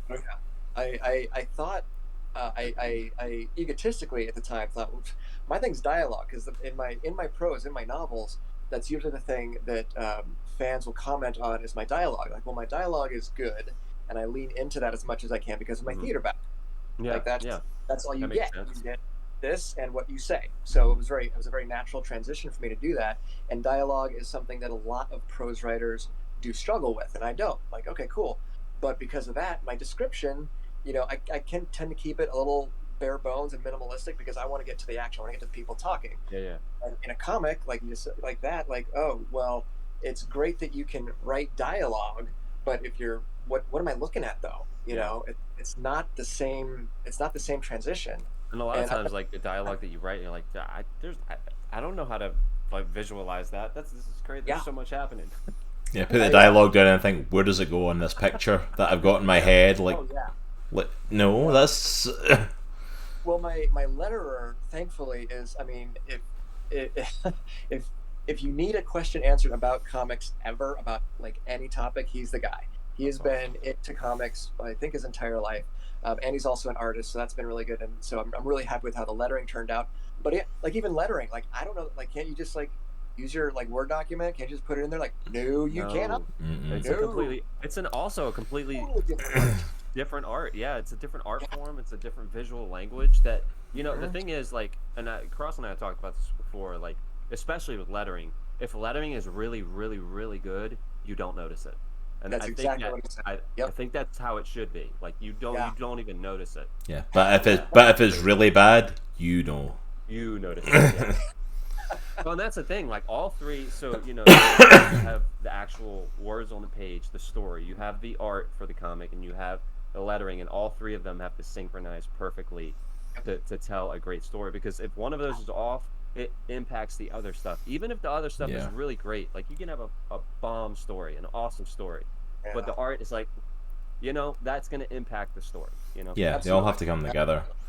And I think just to Stuff that credit, like you said, to the letter as well, like that is something I think Nitro and I have both learned, because we've talked to quite a few pros in the business now. We've started to build up conversations with people, and every time we have a conversation with someone, like the more and more I start to get more and more respect for the letterers of comics, because I start to realize just how important their job. Because I was like you, I thought, oh yeah, it's just you chuck the letters on the page, just like you throw it on, like.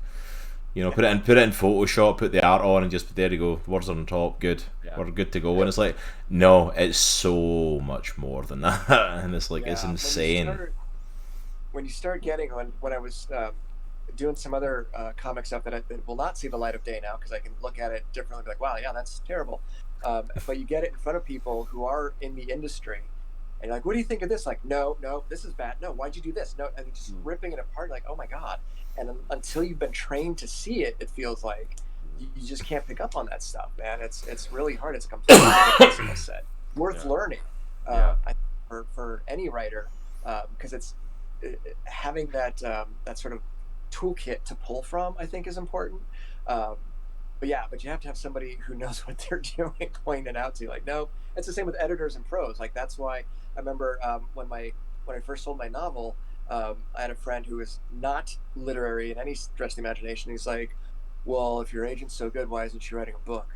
And I was like, because, oh my God, I don't know. That's a really good question. But the answer, I come to find out, is because she's not a writer. She's an agent. And agents are really good at doing this. And editors are really good at doing this. Yeah. And boy, my comic book needs an editor. And so now I have one for issue 2 of Beckett's Mixtape because I've learned I need an editor for this, So many different, it's such a team thing across the board, Yeah. That's so cool. And I remember one of my favorite Todd McFarlane stories about learning the visual stuff is I'm sitting in his office, like I'm in Spawn Central with his life-size statue of Spawn, and like it's just stuff everywhere. Like, oh my God, this is amazing. He's like, all right, and he wanted me to pitch him this new villain that we're gonna create in Spawn. Like, no pressure. I'm like, okay, so it's this guy, right? And he's at this big desk, and he's got like this white suit on and whatever, and he's sitting there, and the desk is just empty, and he's just very still. He's got his hands on the desk, and there's this mask, and I'm just going on, and every 5 seconds he's going, oh no, like the whole time. I'm like, what am I doing wrong? And so finally, when I shut up, he's like, okay, so what you're saying is there's nothing to look at. And I was like, well, but nope, not a damn thing. You're absolutely right. Like, just like in my head, like you can see it beautifully. Like, oh, this guy is so very still, and it's gonna look so good. But and I mean, like right there, like how many thousands of dollars worth of education did I get in that sentence? Yeah. Like nothing's happening. Like, that's crazy. oh, okay. Yeah. And so now, like even when I open Beckett's, I'm like, okay, she's sitting. No sitting. Damn it! I gotta stop sitting. Do something. It's crazy stuff like that. But yeah, a lot of fun though. That's awesome though, but that's it though. I think that's when you can tell that you're really dealing with a real pro in the business. Yeah. Like that sitting with Tom McFarlane, and just that one. I mean, the guy that created Spawn, one of the creators best known for Spider-Man. It's like, and just a simple sentence just changes your entire perspective on a pitch. Yeah. Like you're pitching this villain and just goes, so nothing's happening then. Yep. Like there's nothing to look at. It's just a guy sitting at a desk, and it's like, yeah. Sorry. So sorry. Whatever. Yeah. that is cool though, because like I know you've been involved in our community for a while now, and a lot of times when we'll have pros in the industry, you're the one like who's basically asking the questions and chat. Oh yeah. Like, and based off stuff that I've read, like interviews that you've done and stuff like that, you're a huge proponent of like continued education. Like, Yes. how can you talk about that a little bit? Like, how important that is to like receive feedback, give feedback, and just be in that Oh, constant state of like, I need to yeah. learn more, you know? Because, like you said earlier, like it's easy to get to that point where, you know, you're reading your own press clippings, you know, like I'm good, like I'm good with this, instead of being in a position where you're like, I need to learn more, you know? Yeah. Wow. There's so much to unpack there, man. Because it's all true. Um, so I remember specifically, I went to a nonfiction writing course over at Arizona State University, and as I went in, this is long after I'd been published, and I went in, and one of the students there was actually somebody I had taught in a university course in creative writing. So she knew. She said, "Oh my gosh!" I'm like, "No, don't." I'm like, I'm going to Yeah, take the class. Okay, don't say yeah. it." Um, and so we do the first half of the class, and then we take a break. And sure enough, this student goes, "And by the way, everybody, Oh Tom no. Leveen's here." I'm like, "No, son of a no." Like, okay, hey everybody, right? And immediately, as soon as we get to a little bit, there's a woman sitting in front of me, and she goes, "Well, then what are you doing here?" I'm like, "I don't know how to write creative nonfiction is what I'm doing here." I didn't say Yeah, that, but in my head, like, yeah. I don't know this whole thing. That's why I'm here, you Mhm. know? So yeah, I think like everything I thought I knew from prose, I try to put into the comic. And like, I think you'll see like in Beckett's last mixtape, which is based on that debut novel Party, kind of based slash inspired by, um, the stuff that I'm importing that I think is good and that people will respond to is the character. Again, Mhm. theater and the whole young adult contemporary kind of thing that I do, like that's my strong suit. Now, how do I take that and how do I envision it to the page? And then more importantly, how on earth do I tell somebody living in Indonesia, like Mhm. whose English is their second language? I'm pretty sure that's what where my artist lives. Like, how do I tell her now in this scene, Beckett's really hurt, or whatever? Like, oh my god, I don't even know. I don't even Yeah, know. yeah. Uh, Again, if you want me to write a book about it, sure. Mhm. Um, but I think there's and it may not universally be true, but I think a lot of us who are creative, we tend to think of ourselves as creative or artistic or whatever. Uh, there's that whole tortured artist kind of sad art, whatever, that we all kind of deal with, and there's kind of a reason it's a trope because it's true. It's frequently true, not always, Mhm. but a lot of us who express ourselves creatively and artistically have a lot of baggage. Like we're bringing stuff to this and we're mining it for our storytelling and Yeah, that kind of stuff. And so the trap, I think, is on the one hand, and this is the part I struggle with, is yes, you okay, dude, you were good enough. Random House, Todd McFarlane, mhm. this Catalyst game, like how much more validation do you need, Yeah. right? And I'm over here going a ton, Because yeah, a because lot. you need it. You need the validation. Yeah. you know so there's this awful balance of I'm good enough to have gotten here, but I'm not so great that I don't need it to learn anything else. Yeah. And I don't That's know what huge. the key is to that. I just Hmm. know that I if I'm going to default, it's going to be to the I suck part Yeah. everywhere. Like I Yeah. suck, I'm so bad, I can't believe anybody. Like my feeling is like, well, clearly, like I'm hearing you and seeing you right now say I like this comic book, and then there's that voice in my head going, they're lying, they think you suck. Like what? How? And that's why they invited you onto the stream, dude, right? Like it's such an Yeah. argument Yeah. in the head, and it's just awful. So I don't have a solution for it yet. When I do, I'll let you know. Yeah. Please do. One of the cool. If One of the Oh, cool. great. One of the cool quotes you were talking about like mining your experiences from a creative standpoint.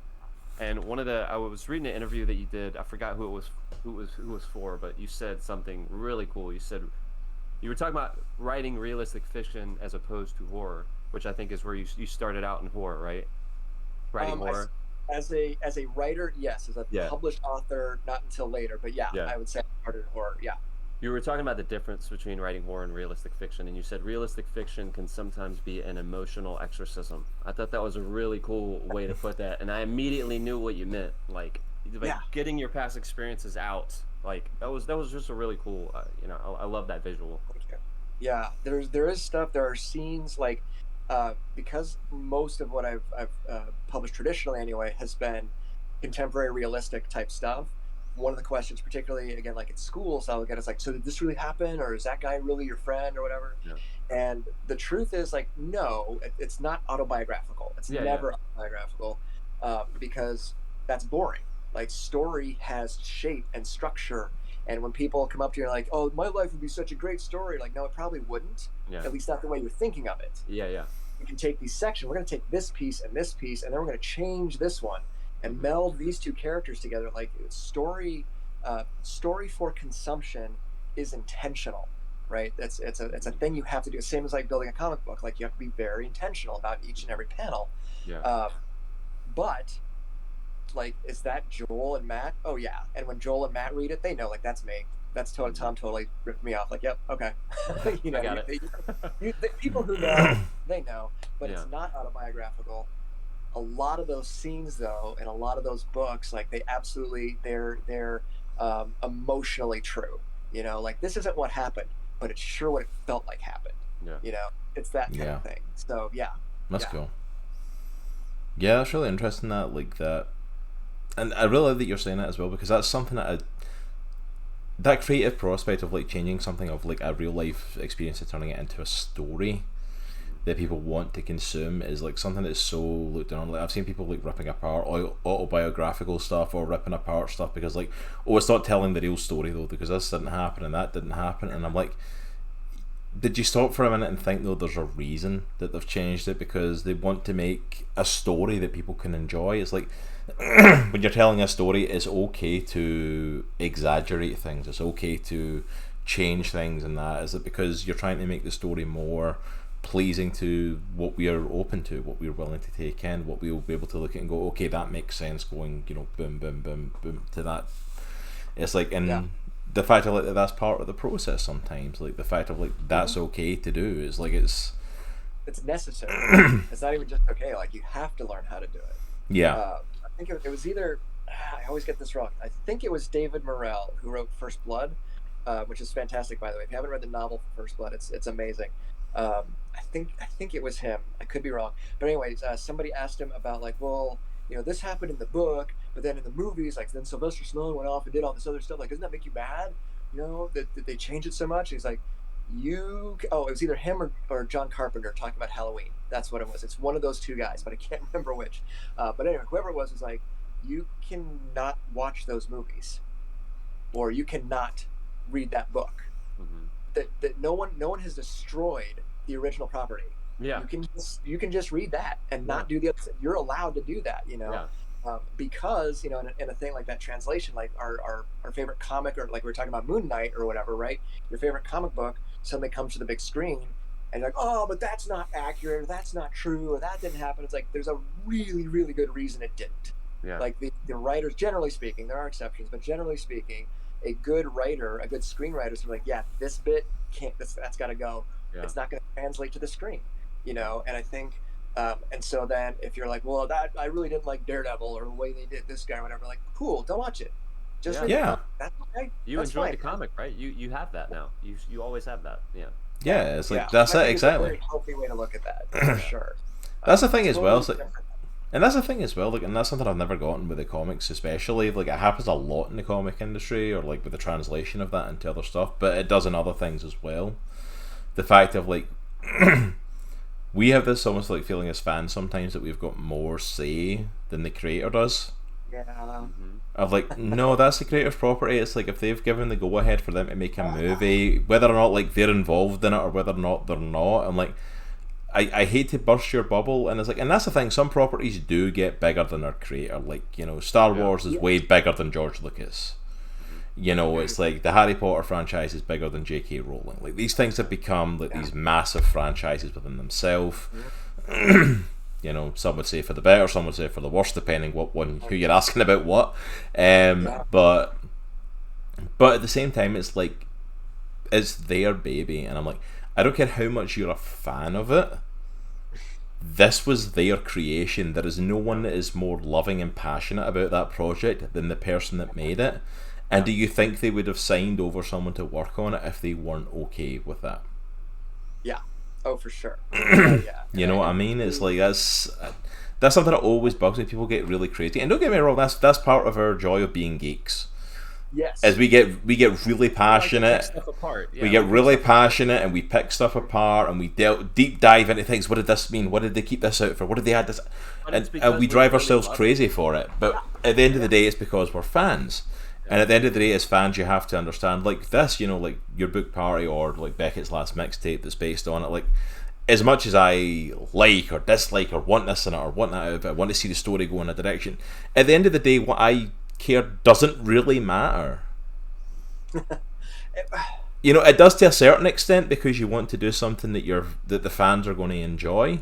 But at the end of the day, it's your creation. You're the one that's picking the direction that goes, and it's like, I think fans have a certain influence over stuff, but I think we need to be aware that what's the word I'm trying to look for? It's like it's something that we get to enjoy. It's not something that's a given that we get to have a say in it. Yeah.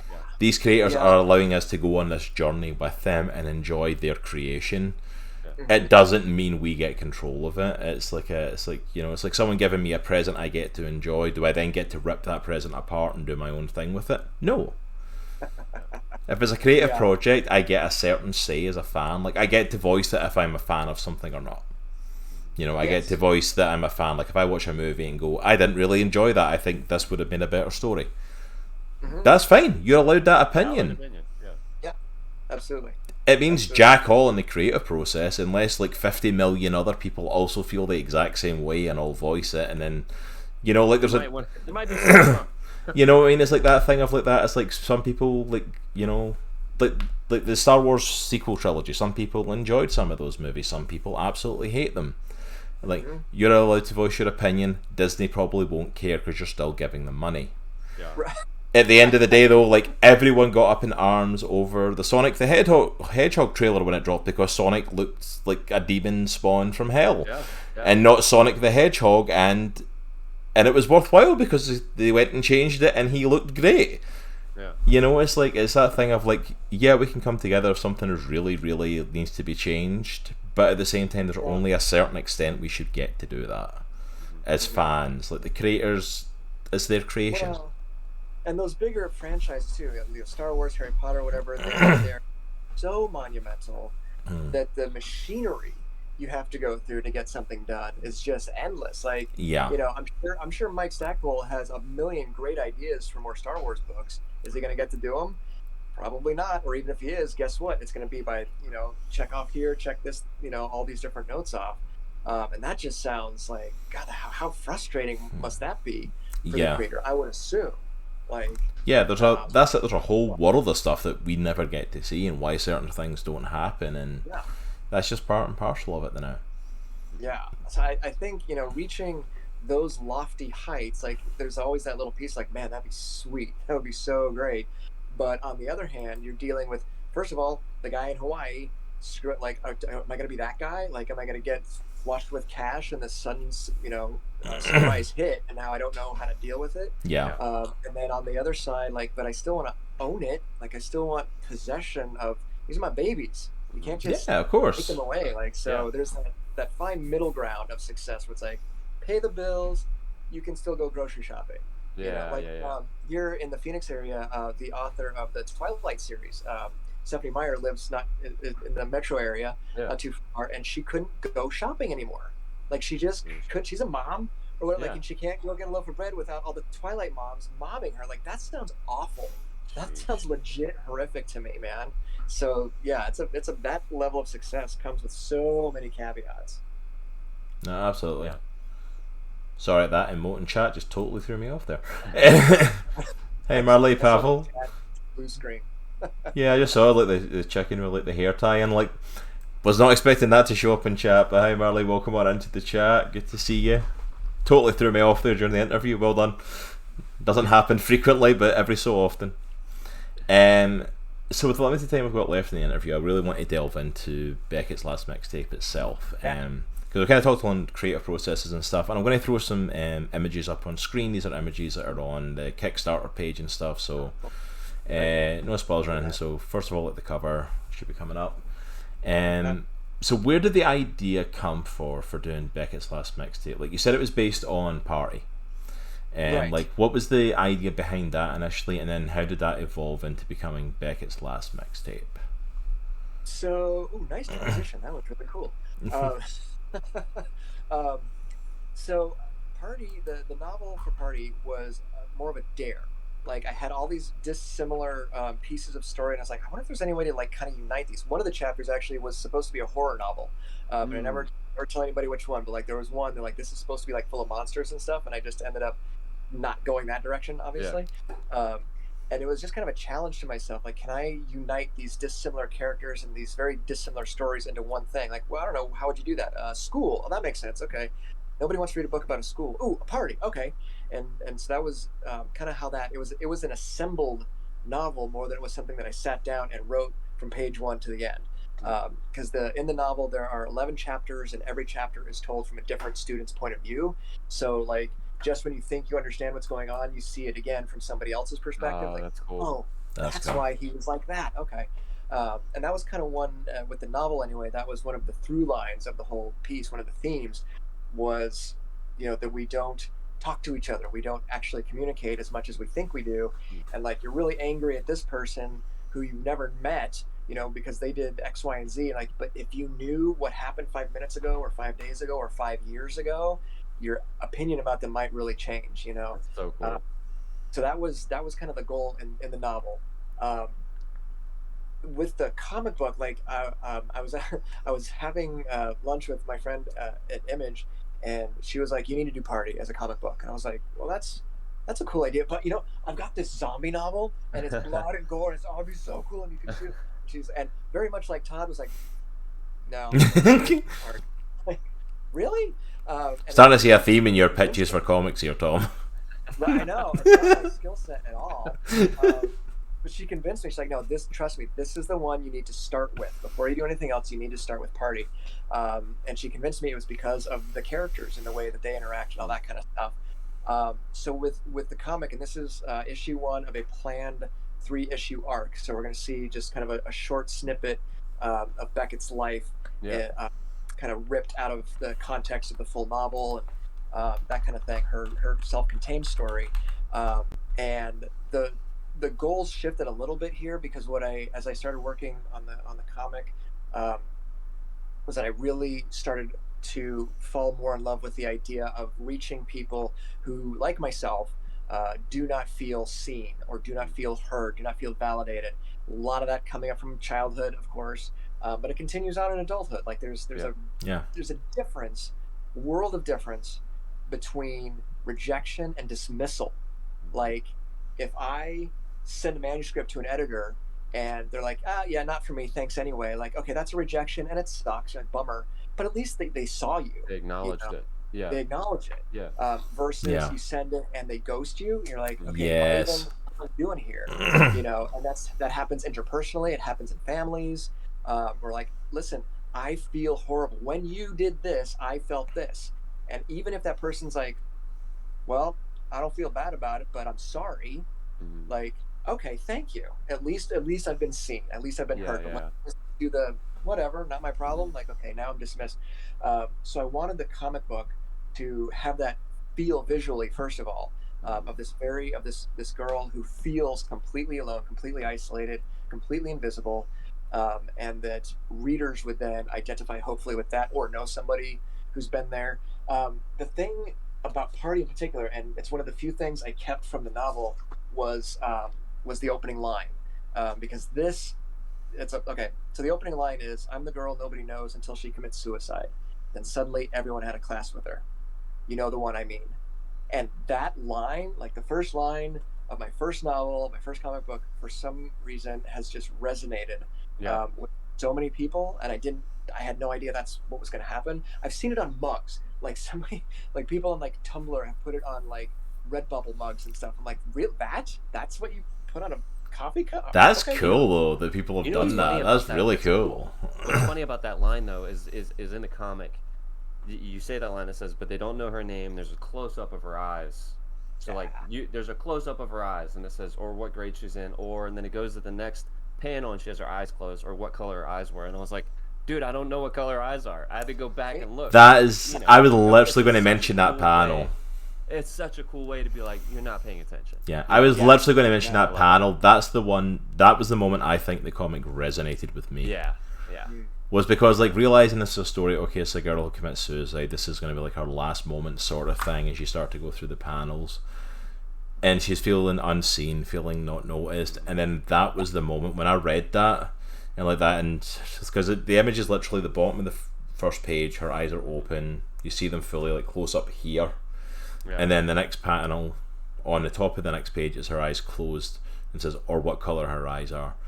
And literally in that moment, I'm like, I never took in what colour her eyes were. Yeah. I had to go back and go check. back.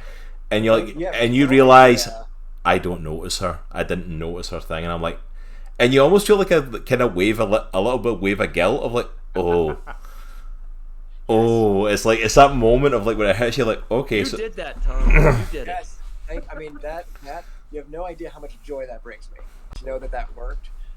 Like as we've been talking about the construction of a comic book, like that's a deliberate choice you have to make, because that's a completely different feel. You know, like if those two panels had been on the same page, you wouldn't have wouldn't notice it. But it takes that nanosecond to turn the page, and as the writer, you have to build that into your idea. You know, where's the, you know, and I think it happens again, hopefully at the end on that last splash page, but you're building up this like, and then boom. Yeah. And this it matters. You know, there's a technique I saw. One of my favorite authors is Laurie Haltz Anderson, who's most famous probably for her novel Speak, which should be required reading in every high school in the world. But she had another book called Winter Girls, where I had heard kind of rumors swirling around, like, oh, there's this blank page kind of in the middle of the book, and I was like, what? Why the hell would you? That's awful. You're so much better than that, Laurie. What would you? Okay. Then you read the book, and you get to the last line of the page, and you turn the page, and there's this blank page staring back at you, and like your stomach just drops. I mean, she executed this thing so beautifully, but that was a way to use a mechanical thing to have an impact on the reader. And that's, I think, even more true. It's true in prose novels as well, but it's really true in comic books, where that just this little motion, that's a beat. There's a breath as you do that, and you have to time that thing out. You know. So thank you so much for saying that. That just makes my day. Yeah. Because that was the goal. That was exactly the goal. Because when I was reading, I was like, was that on purpose? Because that was like a gut punch. Yeah. Across. I felt like a tinge of. But the interesting thing is, though, is like, shame. is that it makes you pay attention going forward. All of a sudden, like, Yeah. like I was invested in the comic before, like I really wanted to read it, really wanted to see it, but like within that, because that's like the first page, like that's like the opening pages of it, and it's like boom. And I think if I got the pages, I think I threw them up. That's with me. the point at which you're fishing, and you jerk the hook, and it Yeah. catches. So it's up. It's up on screen now. You guys won't see it on Twitch just yet, Tom, but it'll be popping up. But like the bottom of the screen there, like that's the image of our eyes. And it's like, but if you're just reading the dialogue boxes, you read through it, and then it goes to the top of the next page, and just that what color are our eyes, and like it hit so hard. Yeah. It really did, and it was like it was. But now I'm invested. Now, like, okay, you've got my attention. It's like it's that thing of like it's almost like passively reading the comic, and now you've woken me up, and now I'm invested, and I want to see what happens. And I think I said this to you, Tom. I think I literally, when I finished reading it for the first time, I think I literally messaged you online, and I said to you, like I thoroughly enjoyed this comic, and I said, this is what 13 Reasons Why wishes it could be.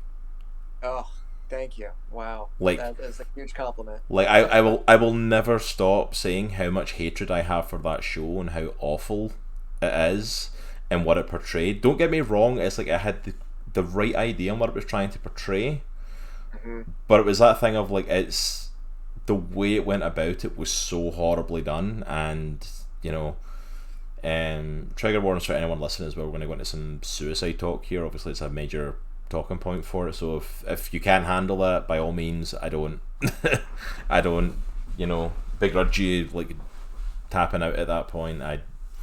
But like the way that show handled suicide, especially teen suicide, the numbers themselves tell you how badly it was handled, because literally there was teen suicide rise thanks to that show. Oh God. And it's like, wow. I did not watch it. I was very familiar with the book, and I heard underground rumblings and what was happening after the book came out with the author. It was very unpleasant. Not that the author was unpleasant at all. And then once I was hearing that kind of stuff, like, I'm not going to watch this show. There's no way I'm going to even. I could not handle it. So that doesn't surprise me. Yeah, it was a really hard hitting show, and it was not handled well. And it's like the whole thing is the 13 reasons why this girl killed herself, and it picks off from like her having already committed suicide and the story of all these horrible things that happened to her. And you're and the worst thing about it is that you kind of almost feel like guilty and like speaking against the show, because some of the stuff that happens is downright horrible, and I begrudge some of it happening to anybody. Even some of the lesser stuff that happens to it is crappy stuff that you wouldn't want to happen, but it happens to high schoolers all the time. But like, some of the stuff was like, really? This is the extent this is going? It doesn't make sense leading up to this way. Leading up to how you've handled this, and then there's so much focus. There was so much focus on even the suicide scene itself that they ended up removing it from the show. Like, they took the scene out because there was so much backlash to it eventually. But I felt like that show had so much focus on the reasons that she killed herself, on the reasons for the death, and I almost felt like this book was the exact opposite. Thank you. Yes. This girl was struggling so much. You could feel like almost like a silent sorrow going on, that she was kind of like done with stuff. There was hints to stuff like her dad having, I don't know if he was just sleeping with the violinist, or like was cheating or stuff like that, and like, you know, I'm going to go to this party but I don't know anybody there, my friend, I've not talked to her in like 2 years, and like you really started feeling this girl had nothing. And then the moment that hit me of like, oh, this is what 13 Reasons wished it could have done, was legitimately when she went in for food and she spoke to, what's his name? I completely blanked on his name. Aziz, yes. Yeah. Aziz. That's it. When she went in and started speaking to Aziz, and right off the bat, she's just talked about no one knows you, no one's going to notice you, no one. Yeah. And she walks in and right away goes, Beckett? And then just the whole conversation was like the fact that this girl thought she had no one, and yet this guy's like, are you going to the party? And I'm like, yeah. No, I wasn't planning to. I don't know anyone. I'm like, oh, you know me? You can go with me. He's like, but you're cool though. Why you wouldn't want me to hang out with you? And he's like, and he's like the sweetest, most oblivious guy in the world. I love him. I love Aziz so much, because he basically is saying to her, it's like, well, yeah, you can go with me and we'll be cool together. And I'm like, no, that's not what she's. Is he? Okay, good boy, Aziz. And it's like you are so sweet and oblivious. I love you so much. It's like, but it's that moment of like, without even trying, she's been laid out reasons of, here's reasons to live. Yeah. Here's reasons to keep fighting. There's nuance in the pain, right? Like you said something. You were talking about, like, I think a lot of the stories nowadays, they just paint stuff with just a broad brush, but there's nuance. Like you were talking about, I read another interview. You were talking about writing from a point of view of the opposite sex, and like how you go about that. And I think a lot of times what Cross and I, especially like in the comic industry, what we see is that, like, for instance, like a female-driven character story is often at the expense of a male character. And a lot of times the male characters are brushed with a broad brush, like, these are the idiots of the story. Right. And you said something to the effect of, like, all men aren't dumb. Like, there's nuance, right? Yeah, men in general are dumb. I mean, let's be honest. Yes. Oh, absolutely. But like, all men aren't dumb. Like, there's nuance. There's people that care. There's sensitive men. You know, there's sensitive dudes who grew up with single moms. You know, who that's all they know. You know. Oh, yeah. So I really, really like that aspect of it. Thank you. Yeah. You know, it's. I mentioned Lori Holtz a minute ago, and I've had a chance in the past to spend some time with her. And one of the things she said at an event was, it is immoral to not include hope in books for young readers. And that hit me like dead in the chest. I was like, oh my God, you're absolutely right. And so, that's like, phenomenal. I would say in a lot of ways, Wow. my YA stuff goes darker than my horror, because horror is just like, woo, get popcorn out, we're just gonna monsters, here we go. It can be more than that, and I hope I bring more to it than that. But when we're talking, particularly, especially when we're dealing with younger characters, like I take that, and most writers that I know take that extraordinarily seriously. Like if you're gonna tackle something like suicide or drug abuse or sexual assault or whatever, like, man, you better be. You don't want to do after school special, because then you're out. They've tuned out. They're not going to listen. Yeah. Right? Because nobody wants to be preached at. But you should be able to handle that topic sensitively but authentically. And young readers in particular, they will smell inauthenticity a mile away, and they're done before they even crack open the book. Yeah. They can absolutely tell that. Yeah, I could go on and on. No, but that's phenomenal. That's the thing, is like, I think that's the thing that really resonates out of the book is hope. It's the fact of like, this girl is clearly, she's decided she's committing suicide. From the get go, the opening words of it, it's like, nobody notices her until she's committed suicide, and it's like that's where her head's going. She's committing suicide. She's thinking every reason in the world just to go ahead with it.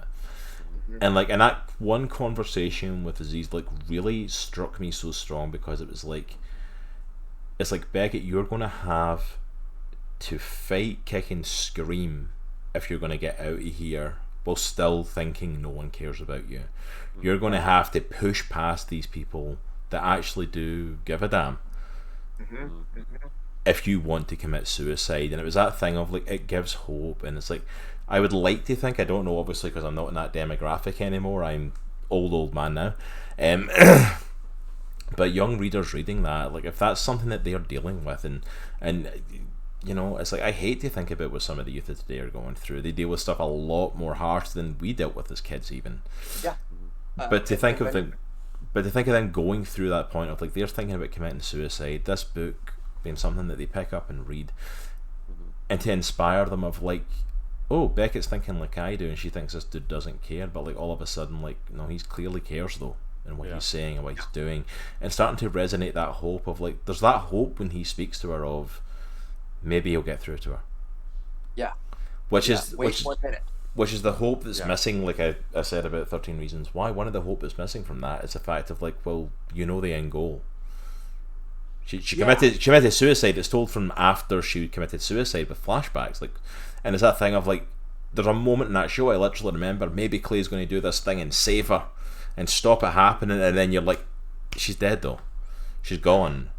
And it's like, and that's the thing Beckett gives that hope for, is the fact of like, there's still time. There's still a chance that she can be swung around and she can be saved. Yeah, and that's, in just hearing, because I remember the premise of the novel for 13 Reasons Why, and you got to admit, like, that's a home run of a premise. Okay. 100%. I want to know, but I will even go, into the fact that the character is already lost. Like, okay, that's a done deal, can't do anything about it. But the opportunity, and I think the book handles it much differently, as I recall. But the opportunity as a writer for a series, no less, to take this beautiful, quote unquote, beautiful scenario and treat it authentically and see the main character's arc. Because I don't think it's not her arc. That's the thing. Like, that's kind of a storytelling issue. Like, it's not about her. It's about him. And if that's written and developed poorly, you're out of luck, man. And that's I hate to think of that happening, but we see it all the time. We've all of us here consume so much different types and forms of media, and you start to get that second feeling or instant feeling about if you're in the hands of a skilled writer or not. Like, even if it's not your genre, you can tell, like, right away, like, this, you don't have a clue what you're doing, do you? Or at least not yet. You don't. That's a bummer. It's really too bad when that happens. But I mean, the thing, a lot of the stuff that ends up in these stories and in these books, again, not autobiographical necessarily, but they're taken from real life things. And the stuff I have heard from high school students over the years is just like, heartbreaking isn't a big enough word. Like, there's I remember a kid, and I've used this in a novel. I'm hearing these stories from teachers and from administrators. A kid came up to this teacher and was like, "Hey, Mr. So and so, is it cool if I sleep on your porch tonight?" And the teacher's like, "No, why?" And the student, and we're talking 16, 17 years old, um, had the foresight to think, well, it's probably illegal or immoral to be in your house. So if I'm outside the house, maybe that would be okay.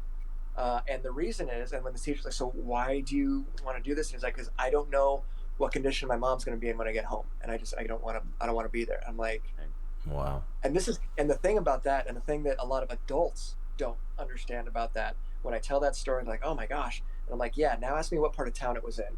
Because if you think it was the bad part of town and it was the lower income kids, like, no, this was the very rich part of town. There was another school up there. I mean, the kids are driving Beamers to school. Like they're okay. They're doing fine. Wow. Until you dig a little bit deeper, and they're like, "Yeah, mom and dad left for the week and went to Bimini, and I've got the car and a credit card, so we're gonna have a party." And you're like, at 15, you're like, "Oh, that's awesome, bro. That's great." And then right around 25, 30, you're like, "I'm sorry, they're what?" They just left. And even the kids who may be on the outside are like, "Yeah, we're gonna have a party." On the inside, they're like, "And I'm by myself. Yeah. I am utterly This alone." is not right. God, it's everywhere. It's everywhere. It's not a anyway. Yeah. So, and you have to talk about it authentically. You have to be honest about it, I think. No, absolutely, and I think that's it. There's a whole world that goes on with characters, especially in the world of teenagers, where it's like it's so easy to become out of touch with that. Absolutely, it is. Especially with the old men that we are. Obviously, that like, but being a teenager is a completely different thing today, as we kind of mentioned, than it was in our day, and still being authentic to that and what's going on with their world, and and portraying that and showing that, and then also balancing the fact of telling the story, like you said, that can get really dark because you're talking about real life stuff, and it's like, let's not pussyfoot around it. Let's not beat around the bush. Like, this stuff that they're dealing with is a dark, heavy subject. Yes. And it's like, oh, we can't talk about that with kids, and it's like, but kids and teens are going through this. They already know how dark it is. Like, us talking about it doesn't change that. Their experience in that. It's like, so let's give them something that they can relate to, that they're actually going through, and then show them, hey, there's hope. And balance it out with that level of hope of like, hey, there's another side to this. Hey, there's something else there. That's really difficult to do. It is. That's like insanely difficult to do. I get so frustrated with adults who dismiss that. Again, this dismiss versus reject. It just infuriates me. Because one of the things I've discovered over the years is when I was a sophomore in high school, my parents got me a video camera, VHS video camera, for those of you who know what VHS is. One of the shoulder mount ones? The Oh, yeah. ones? Oh, yeah. One of the big old school ones. Oh, heck yeah. This huge thing. And we freighted that thing around with us everywhere we went for years. And so as a result, I ended up with 100 odd VHS tapes that are nothing but me and my friends being me and my friends, just sitting around, just talking about whatever. So I've still got all this stuff. I'm finally in the process of digitizing it now. And it's what's really struck me over the years since I got into the industry is that, like, the clothes are different, technology's different, music's different, there's all these very, very different things. But the way we talk about stuff and the stuff we're talking about, exact same thing. I'm getting the same questions in classrooms today that my friends and I were talking about in the early 90s. It's the same stuff. And it's the stuff that's in the comic. It's, does anybody see me? Does anybody hear me? Am I all alone? Am I really as stupid as my parents say? Am I ugly? It's all that internal stuff that just, because the chemistry hasn't changed. Adolescence is from like 11 to 25. It's not 13 to 17. It's this huge chunk of development, and that hasn't changed over decades. Like, we're gonna need several hundred years for that to be different. Not to get too philosophical, but like, all three of us are parents on this thing. That just it's just a tremendous amount of pressure. It is on us to not screw up, not screw up royally, Right, not royal, not too bad. I worry about it every day with my son, and I'm like, we're almost there. Like, it's coming. Here we go.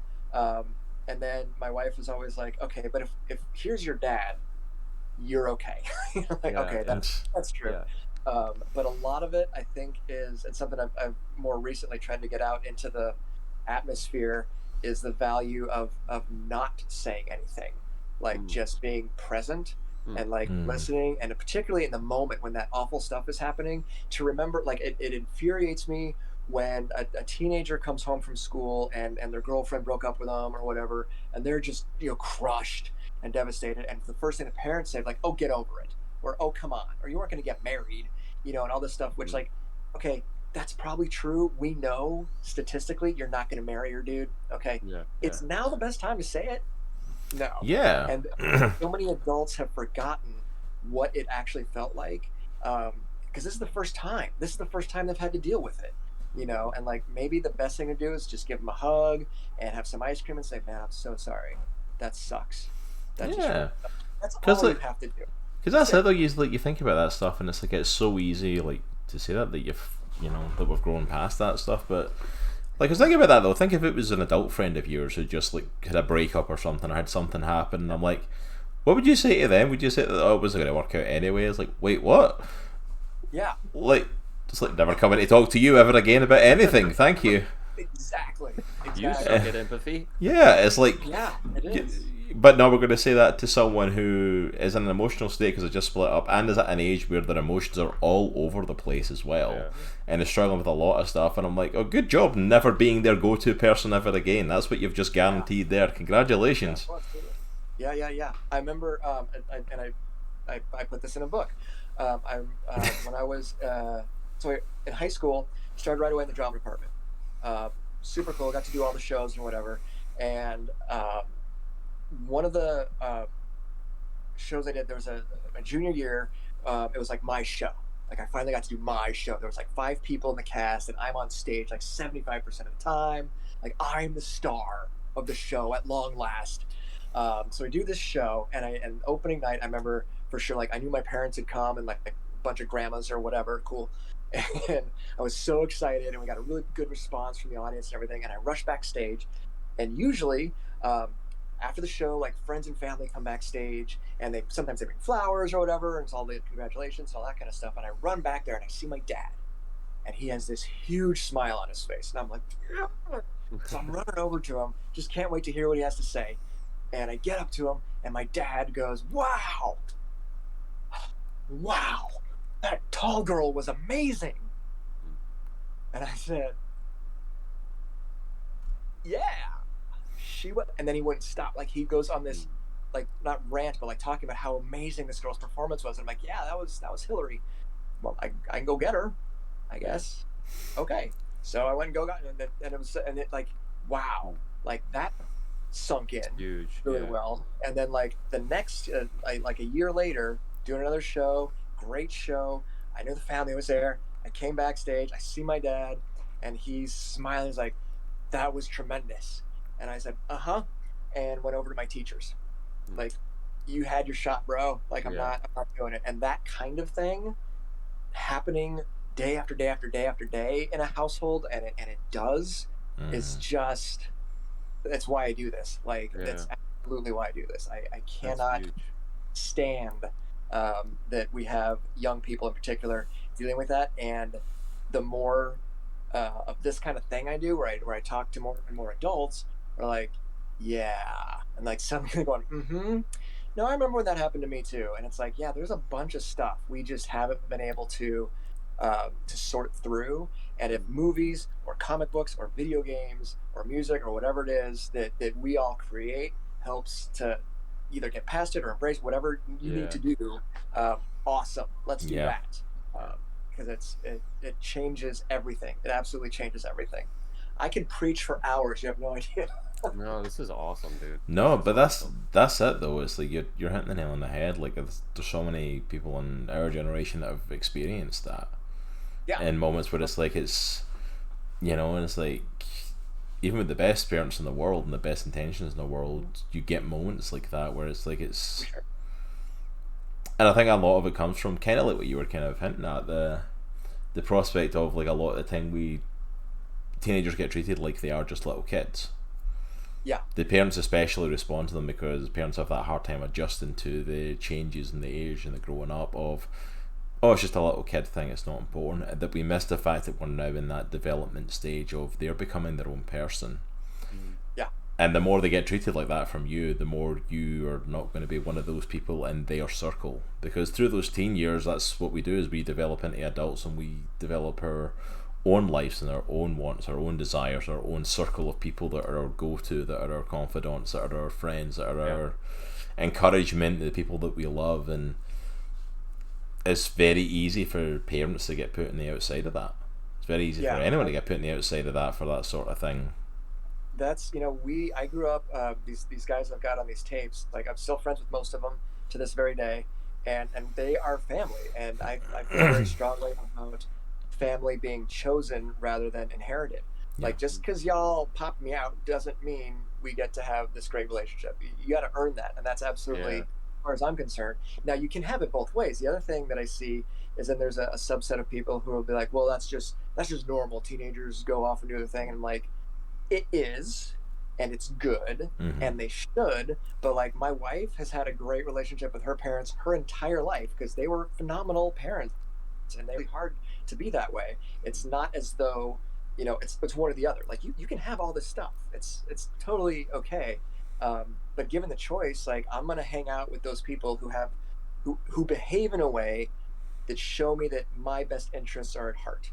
Yeah. Whether they're adults or my age or whatever, doesn't matter. That's where I'm going. And the thing I've tried to tell parents in particular over the last several years, once I kind of had a platform, is like, listen, if you don't listen, I guarantee you they will find somebody who does, and you won't get to choose who that is. Yep. And I don't know if you want that kind of heat, because I know I did. I went to somebody who was like, well, this guy's listening, and guess where that ended up? So you have to be there. It happens even on the level of, like, at a con, for example, I'll get parents coming through and they'll look at the books like, well, is this good for a 12-year-old? And I'm like, you know what? I can't answer that. It's good for some 9-year-olds and not good for some 17-year-olds. It really depends. But if you read it with him, it will be good. Yeah, it's like, read it with them, be there to answer the questions and talk to them and all that sort of stuff with it. It's like, be active in it, Yes.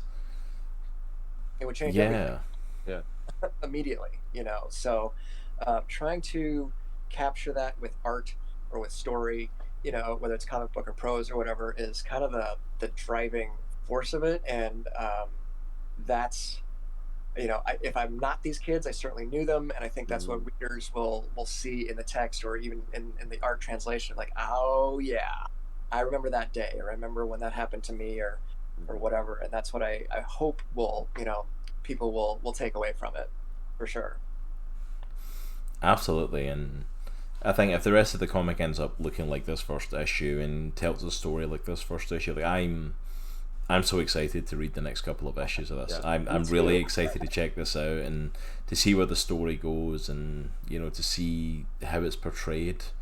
It's like, I'm really invested in Beckett and her story now.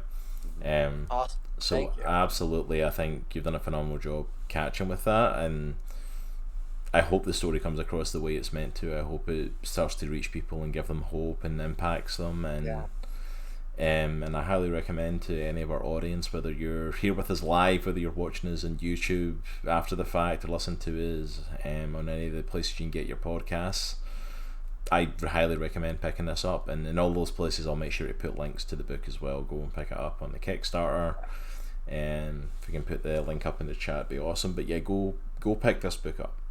Go check it out for yourself. And you know what, yeah, why not? It's like, we've got a 12-hour stream coming up in 3 weeks' time, as terrifying as that is now. And yeah, we'll do a giveaway for Beckett's last mixtape. We'll pick up a copy of it and do it as a giveaway to make sure somebody gets it as part of the fundraiser as well. We'll go ahead and do that. We'll make sure we pick up an extra copy to do as a giveaway. And I will make sure to have better handwriting when I try to mail it to you, because that was that turns out that was the issue. Like, yeah, that doesn't look like a 5 at all, does it? I'm sorry. No worries. That's what happened there. Well, this has been incredible. Well, there you go. I'm going to take probably like top 5 stream. Yeah, this has been a phenomenal stream. And to talk about taking shots as well, since we're going to do the giveaway, we're more than happy to pay for the book, get another copy of it. For the giveaway, would you be willing to sign it for us, Tom, if we pick up another issue? I'll reach out to you on social media and stuff. We'll put the money in for another copy, but we'll get Mr. Tom Leveen to sign it, so it's a signed copy of Beckett's last mixtape, and we'll do that as part of our giveaway. Because this is a book that needs to get out there, so let's do it. We're going to be giving away a whole bunch of stuff in a few weeks, so let's give it away as part of that. Why not? Yeah, I'm in. Totally. Sweet. But thank you so much, Tom, for coming on the show. Thank you so much for hanging out and chatting with us and ranting and rambling with us. And I could go on and on. Yeah. This has been such a fun conversation today. I've thoroughly enjoyed this. This has been so much fun. But thank you so much. Thank you to everyone in our chat who's hung out, that's been hanging out there, and popping up in chat there as well. Thanks for putting that in there. Is the links to Tom Leveen's website, and to all of his links on social media. Please go and check him out. Go check him out. He's pretty much everything at this point: Twitter, Instagram, TikTok, Facebook, YouTube. Go check him out. Go check out his stuff. Like we said, he's quite active there on his social media as well, so go and hang out with him on there, and make sure you can go and pick this book up for yourself, and grab it. Now that the Kickstarter's done and the book's definitely coming out, you don't want to miss this. And I want to say as well, for the art, you will absolutely adore the art. Like, the images I put up on screen are probably not doing it much justice as compared to seeing it in person. It's phenomenal. Yeah, it is. She did a phenomenal. Yeah, both my artists were amazing, and I'm very, very lucky to have them. Yeah, the artists are amazing on it. They're definitely amazing finds, Tom. They're fantastic. But that's it for us pretty much today then. So thank you so much, folks, for coming and hanging out with us. We are, of course, going to be live throughout the week. My lovely wife Jay will be back with you all tomorrow night, 8:30, continuing Bioshock Infinite. I'll be back on Tuesday night at 8 o'clock with some more Batman Arkham Knight, continuing that playthrough. Nitro, are you going to be back on Thursday? Yeah, I'll be here Thursday. We're going to be working on the comic. So nice. Yeah. That's fun. Just FYI, we're doing a giveaway of one of your pieces in 3 weeks. You might want to, finish it. I know. Just We're going to be doing some storyboarding. I'm going to do that. I'm just saying, because you were the one that was saying that you needed time to do it. I'm just telling you, we've got 3 weeks to go. I know. I'm just saying. I'm really good at procrastination. I've perfected it. Like, I'm really, really good at it. It is. It's an art form. Shit. It's an art form in its own right. Udemy class. Yeah. I almost got something done today. Oh my gosh.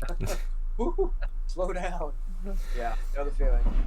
But yeah, so Nitro will be back on Thursday. We will, of course, be back on Friday night as well with some more Sea of Thieves, with our Sea of Thieves streams going on, which are awesome. Nitro will be joining me for that one, and I am pestering Jarrett from Infinity Bros currently to come and join us for that one. And getting him back into it. And then, of course, we will be back next Sunday as well at 2 o'clock. So that's everything going on. If you guys want to hang out with us as we go to our finishing screen, we're going to head out on a raid as well. Go and show love to the community out there. But catch up with us all on social media, and I hope you all have an amazing Sunday. Remember, it's a good week to be a geek. Take care, everyone. See you soon. Cierra miedo.